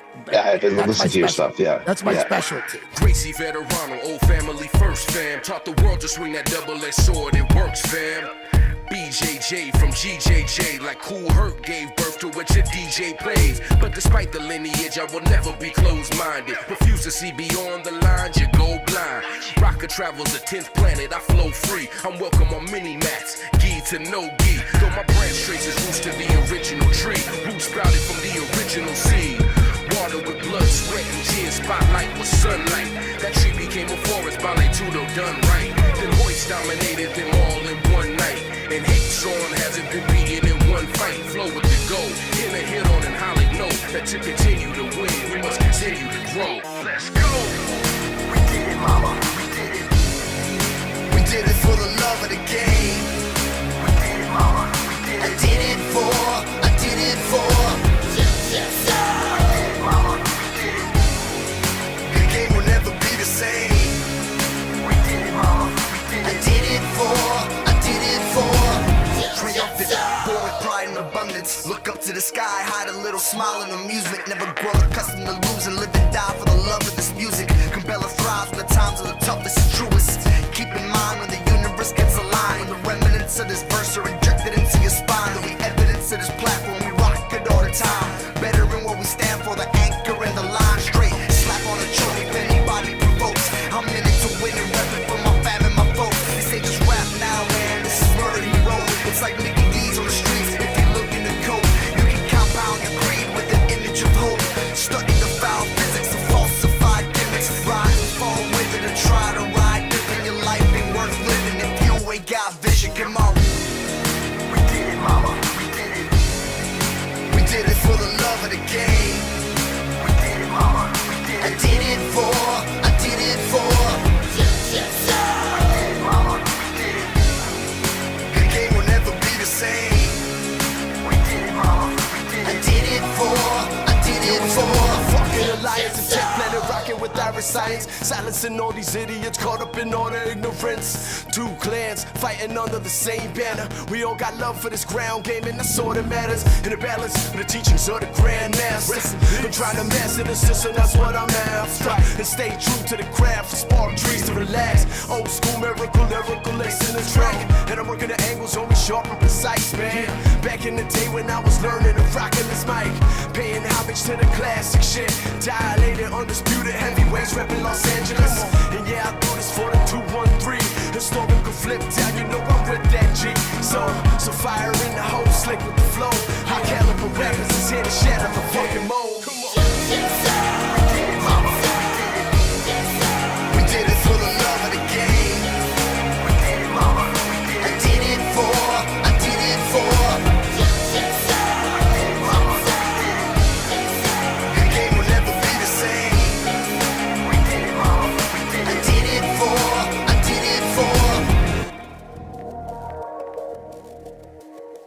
I was brought up a metalhead, and I was into, Nine Inch Nails and Depeche Mode and The Cure and metal. So most rap comes from like samples, like from funk and jazz, and that's not in my blood. I'm not into blues, jazz. No, you like a or good funk. steady hard. You like a downbeat. I've listened to your stuff. You like a good downbeat. So but I have also, I love, like you, man, I fucking love vocal melodies are everything. So I've worked with 3 different female singers, 3 different projects, and all 3 of them totally different dynamics when it comes to producing them. The first one, Gina, she wrote all the lyrics.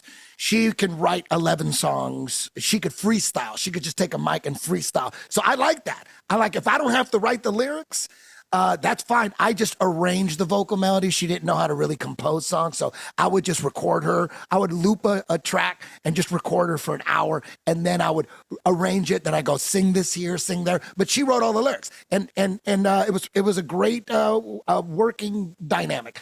And then there was Miranda, who she was a very good musician, pianist, guitar player. She had her own band and was writing all her own songs. So I'm like, cool. She wrote all her own lyrics. I said, just let me, I'm going to write the music. I put the music together and let me compose and arrange the vocal melodies. But she was really good. She was professional. And then there was Drea, an amazing singer. Her vocals were insane.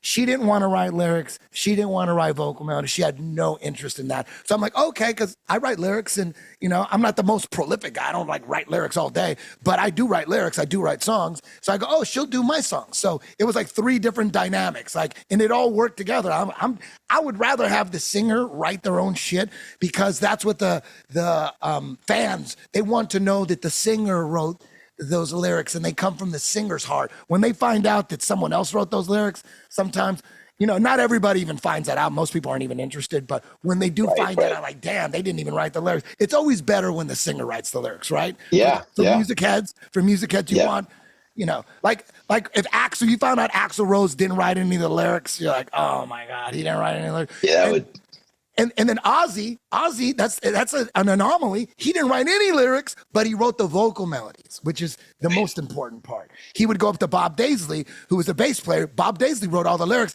and in Black Sabbath, Geezer Butler wrote all the lyrics. So, but he would tell him, like, I want the song like this, but I want the vocal melody like this, and he would just like hum it, and then they would write all the lyrics, and then he would take them, kind of like Elton John. Elton John didn't write any lyrics. His one of his partners, Bernie Taupin. Yeah. So that's a beautiful thing too. You know what I mean? Yeah. That's the thing, is that it can be done so many ways. There isn't really a way to produce. There isn't a way to write. Like somebody said, like, what do you think is the way to produce records? And I said, I always say, have at it, man. Like, whatever works for you, like, as long as you remember the word produce means to produce, it means to put something out. It means to finish something. To finish it, to get it out there. I always remind everybody in my studio about that. We can have fun and everything, but our job is to get the music out to the public. Like, we have to get it done. Can't sit around wasting time. Got to get the project done. What project are you really excited about right now? Because we met because we have a connection with Cam. He's a producer in Atlanta, an amazing producer. Yeah. By the way, I think he is we want to do a lot of work with him. He's amazing. And I like the fact that he's been through a little bit of the mill already with Rise Records and a few other things that he's worked on before. Yeah. So he's put in his hours. You know what I mean? Like, he's going through, I've sort of did a little deep dive on him. And a lot of times I get worried about people who are just up and coming guys. I don't know how much they've suffered enough. Like, you got to have a little bit of that. He has put in a lot of the groundwork already.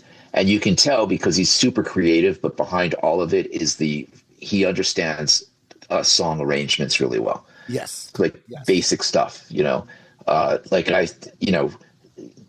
Latin song means form, good form. So a good song has good form, and he's got good form in his stuff. And I like his personality. He's very easygoing in a lot of ways. Like, he can be artist friendly. So there's a lot of things, like, I didn't meet him that long, but right away I kind of took to him, and I was like, because we want to do more work with him. Yeah. We really like him. And Dreambeard, we liked a lot. Dreambeard's his own thing, man. He's that project, I've heard maybe 4 or 5 songs from that project, dude, there's not much music, 10 years of the strip club music. There's not much music that excites me, but that Dreambeard stuff that Cam's doing, fuck, dude. Oh my God. It's great. The song High Life, the song Spray. Spray, High yeah. Life. Oh shit. Yeah. And I love his story, Dreambeard. He's got a, background of being a preacher or all that. Like, yes. So these lyrics are coming from an interesting place. And there's a story to tell behind it. So we're always looking, I found when I look at my successful artists, they all had some kind of story in their lives. Do you know what I mean? Something about that drove them to do what they're doing and why they're on this earth. Like, what story are they trying to tell? Like, I think that's what I like about you. You have a story. You went and became this really successful jiu-jitsu guy. I didn't want to. I didn't want it. But that doesn't. But see, this is what's great about life. If you read, Jack Holtzman's book about Elektra Records, he was the president of Elektra Records. His book is called Follow the Music, and it's such a smart way of looking at your career. Don't fight against the way things. Like, I had never produced a metal record before. I didn't even know what metal was. Like, I didn't know what that shit was. I didn't know what Metal Blade was. And all of a sudden I'm doing TSOL and Motorhead. And I was like, hey, I like pop music. I like R&B records. I'm not listening to this. Shit's not in my record collection, any of it, And I'm in the studio with Sepultura. But you know what? It was the music telling me something that I wasn't aware of. And I just kept, and I remember when I read that book about halfway through my career, I went like, geez, that really resonates with me. Like, because I remember in the beginning fighting it, going like, I don't want to produce this 3-chord shit. Like, these guys don't even play thirds in their chords. They're just playing like fifths, Yeah. And, just tritones and all kinds of stuff. This stuff sucks. I don't even know. They're screaming half the time. It's not even melodic, But the music, somehow I was getting those projects. And so therefore, you can't. The artists that I find that fight against that, nothing ever happens with them. Nothing. They keep trying to do pop albums when they should be doing metal records, or maybe they're a metal artist trying to do pop record. You know what I mean? Like, there's something there that's telling you something. Why fight it? Yeah. What do you think about all this? I subscribe to these YouTube channels that take like a Soundgarden song and make it a 60s soul song, or take a metal song and make it a dark country song, or take like the latest one, Alice in Chains Wood turned into dark wave. It's fucking amazing. And it's all I think that stuff's great. It's all AI. I think it's awesome.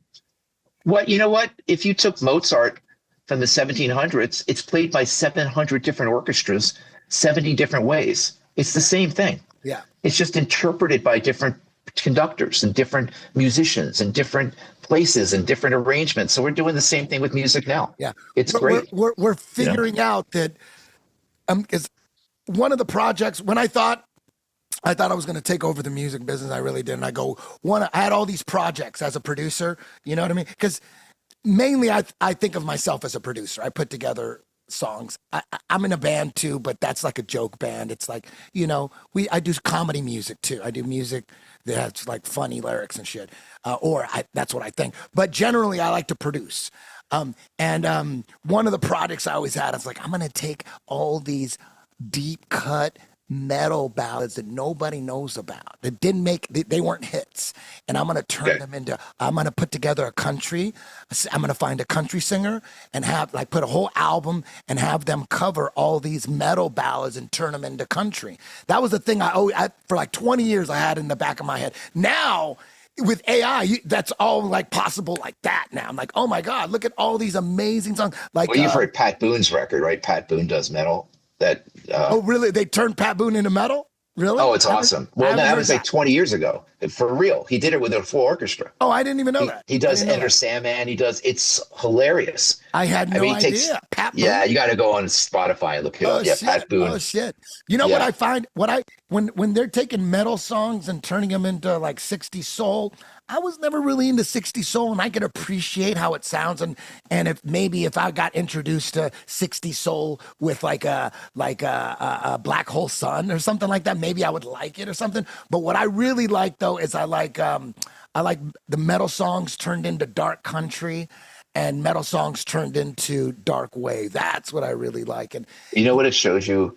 A great song is a great song. yeah, exactly. Doesn't matter how you do it.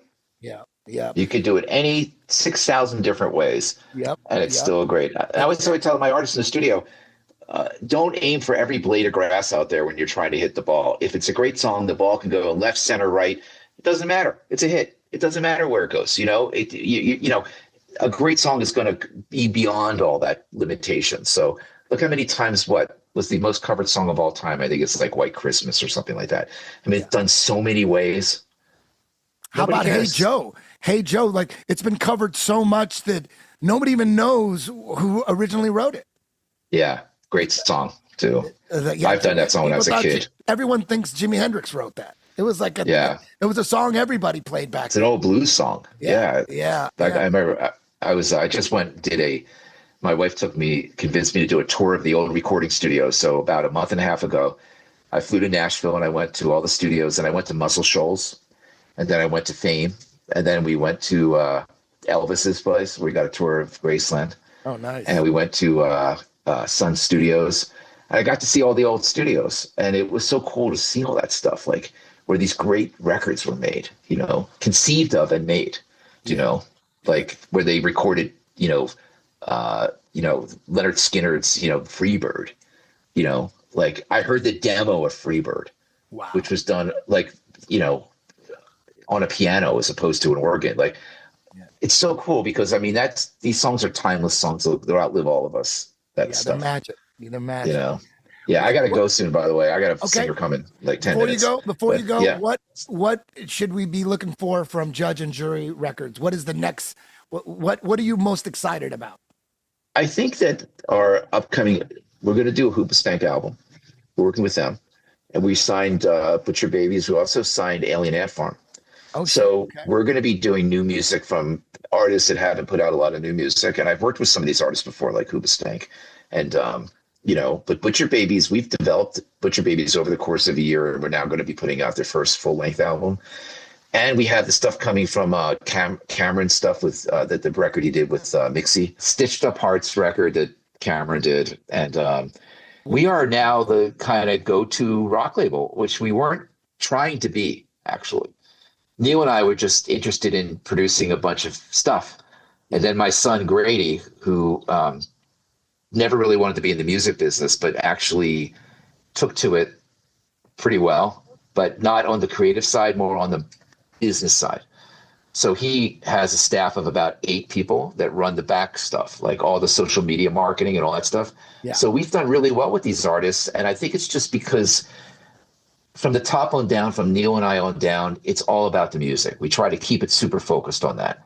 So if we give you guys good music, you should be able to do something with it. And they do a great job with it. So, we had a #1 rock hit with what do you call it? Breaking Benjamin at Starset.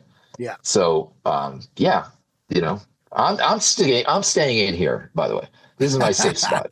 Like the rest of it, I can't remember anything like besides what I'm trying to there's enough to do, honestly, musically, that even though it's Neil and I's label, we sort of stay away from the business side of it a little bit. We stick to the music side, I mean, that's kind of what, they brought us in for. Yeah, that 3 Days Grace show that I went to, that was like Sonic. Dude, they're huger than I thought. I couldn't believe how huge these guys are. Oh my God. And I've known them forever, right? But when they brought Adam back, it's like this. You know what I appreciated about that show? I liked that Adam went up on stage and said he left the band and then he came, but like he was honest about what happened. And I thought the honesty really, it's endearing to the crowd, to the people out there. Not that no band has ever done that. No band has ever had a singer put out a few big albums, replaced the singer, and then brought the singer back, but kept the new singer. And now 3 Days Grace has the original singer and the new singer together. It's like you couldn't have planned it out. You couldn't have written it out like this. It sounded so good. Oh my God. They complement each other. When one guy's singing the lead, the other guy's on guitar, singing the harmonies, backing him up, making him sound good. And then vice versa. They flip it around. It's genius. So you know where all the vocals were done? Here, right where you're looking. Wow. Everything done here. They flew in from Canada for 2 weeks. I have a vocal booth over there. It's just me and them and my assistant, and that's it. It's a beautiful thing, man. That show just blew me the fuck away. It sounded so good, and they did. It was so packed. It was insane. How was the next band? Did you stay for the next one after the Breaking Benjamin? Did you stay? I didn't stay for that. I actually didn't either. We left after 3 Days Grace. I haven't done deep dives on Breaking Benjamin. I couldn't even tell you one song from Breaking Benjamin. But they're always around. Anytime on shuffle, like if I just do random Apple shuffle, they'll always throw me some Breaking Benjamin in like Pandora. Oh, yeah. But I never really gave them a good listen. I never did. Well, that band is all about him, Ben, and he has such a unique persona and sound that, like, 3 Days Grace, to me, you need all 5 of those guys for that to work. Yeah. Because I think that Neil is such a big part. Neil and Brad, they're like the 2 original OG guys, besides Adam, but Adam left and came back. Yeah. But Neil and Brad were sort of the OG guys. Their vision, when they brought Barry on, there's a lane that they really musically are able to keep that band within their lane, you know what I mean? And they know how to write 3 Days Grace songs super well. And a lot of times when they try to pull out of that lane, there's a really good way of keeping it, like, it's like AC/DC. Like AC/DC sounds like AC/DC. Yeah. No matter what they do. Yeah. 3 Days Grace has that same thing. They always sound like 3 Days Grace. Yeah. I think that's hard to do. That's not easy. Yeah. That a lot of bands go, oh, you're just doing the same thing over and over again. No, it's really hard to stay on brand with things. People get distracted, That's why if you look at the successful bands, they're the ones who have kept their same brand. They were able to keep, like Ben is like that. Ben's got Breaking Benjamin is like the biggest band. They're just the 3 Days Grace is never about the same. Yeah. But their brand is, look at Linkin Park. I remember when I produced Chester Bennington, I was blessed to do his solo album, and I asked Chester, why does Linkin Park have so many hit records? Like, it's amazing. Everything you write is hits. And he goes, because we have one thing we write about every time. And I was like, I couldn't wait to hear that. Do you know what I mean? Like, what is that one thing? Because I want to know what it is, because I'm going to steal it. What is it? And he goes, I'm 17. I'm feeling something, and I don't know what it is. Wow. Yeah. That killed me when he said that. Yeah. Because I was like, fuck, that's so what they write about, and it's always the same kind of thing. And they stay in there, that lane. And it's the same. And you know what? It's such a great thing to write about, because there's plenty of 17-year-olds always that are always going to not know what am I feeling it? Why am I feeling this? Yeah. Like, I'm so confused, or 3 Days Grace, it's different. They're more about conquering the mountain, overcoming the challenge. Here's a barrier. How do I get past it? How do I get past my own feelings? How do I move on with the day? They're a different brand, a different thing. So those are the nuances. As a producer, you have to remember what you're doing. It's not about your record. It's their record, So sometimes you have to put aside your own feelings and just go, okay, are we doing what's good for the artist here? So there's a lot of mental challenges that keep going on in your head to make sure you're doing the right. Like, on the new Hoobastank record, I had to readjust my entire way of looking at music, because I've been looking at it the same way for the last few years. They came at it like a right angle to what I was thinking. And I was just like, holy shit, man, I got to rethink all this stuff, But I love their angle, what they're coming at. They're coming at it differently. And it's so valid for them. And I didn't really see it at first. So you need to be kind of open-minded. You know what I mean? You can't be just so sure of your shit that you think you know everything. You don't. You just got to accept, like Jack Holzman said, let the music tell you where is it going, So, anyway. Totally, I can keep totally. going. Hey, Howard, I know you got to get going. Yeah, Thank you I do. very I much. do. All right. So are you a hardcore football fan, or like you're only into the Eagles because they won the Super Bowl? No, man, I'm from Philly. Okay. How much harder core can you get than being an Eagles fan? Yeah. Well, I'm a Cleveland Browns fanatic, and all we have is misery, just misery after misery. It's misery for you guys. Oh my God, this year is just, it's atrocious. But you know what though? You got to put in Shador. Put him in. That's what I say. I put in Shador. I was like, I had Dylan's back, Dylan Gabriel. I had his back. He's just too short. We got to throw Shador in, But you know why you put Shador in? Because Shador's swag. Yeah. Yeah. You need swag in that position. Look, you need to get obviously you need to learn how to play it. But look at who's that quarterback that's doing really well right now? Bo Nix. Yeah, Bo Nix has swag. Yeah.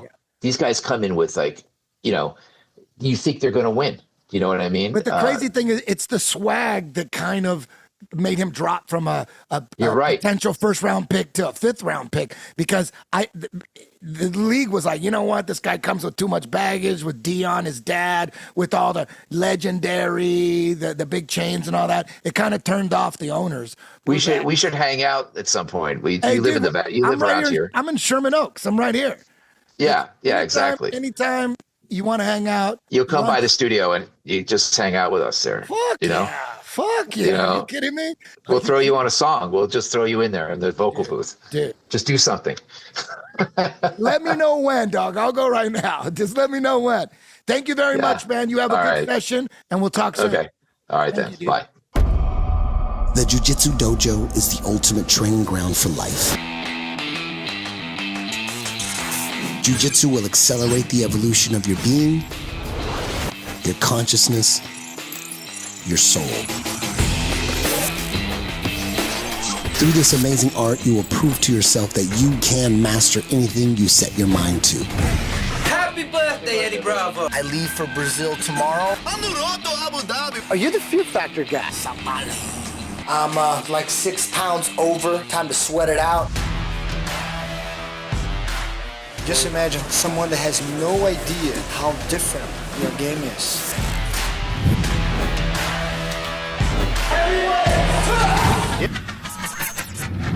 I'll tell you what this weekend was, man. It was a culmination point where all your hard work comes to like one great moment in time. You showed that you're a fucking champion. Guy who goes against convention. You created your own shit and figured interesting ways to get around problems in jiu-jitsu. And shows you that great things are possible if you work hard, if you dedicate yourself, and you use your creativity, and you push through. Your own human potential just goes up. My 10th Planet Association has grown rapidly to over 70 academies worldwide, and their curriculums are all synced to 10th Planet headquarters located in downtown Los Angeles. I'm Eddie Bravo. I hope to see you on the mats.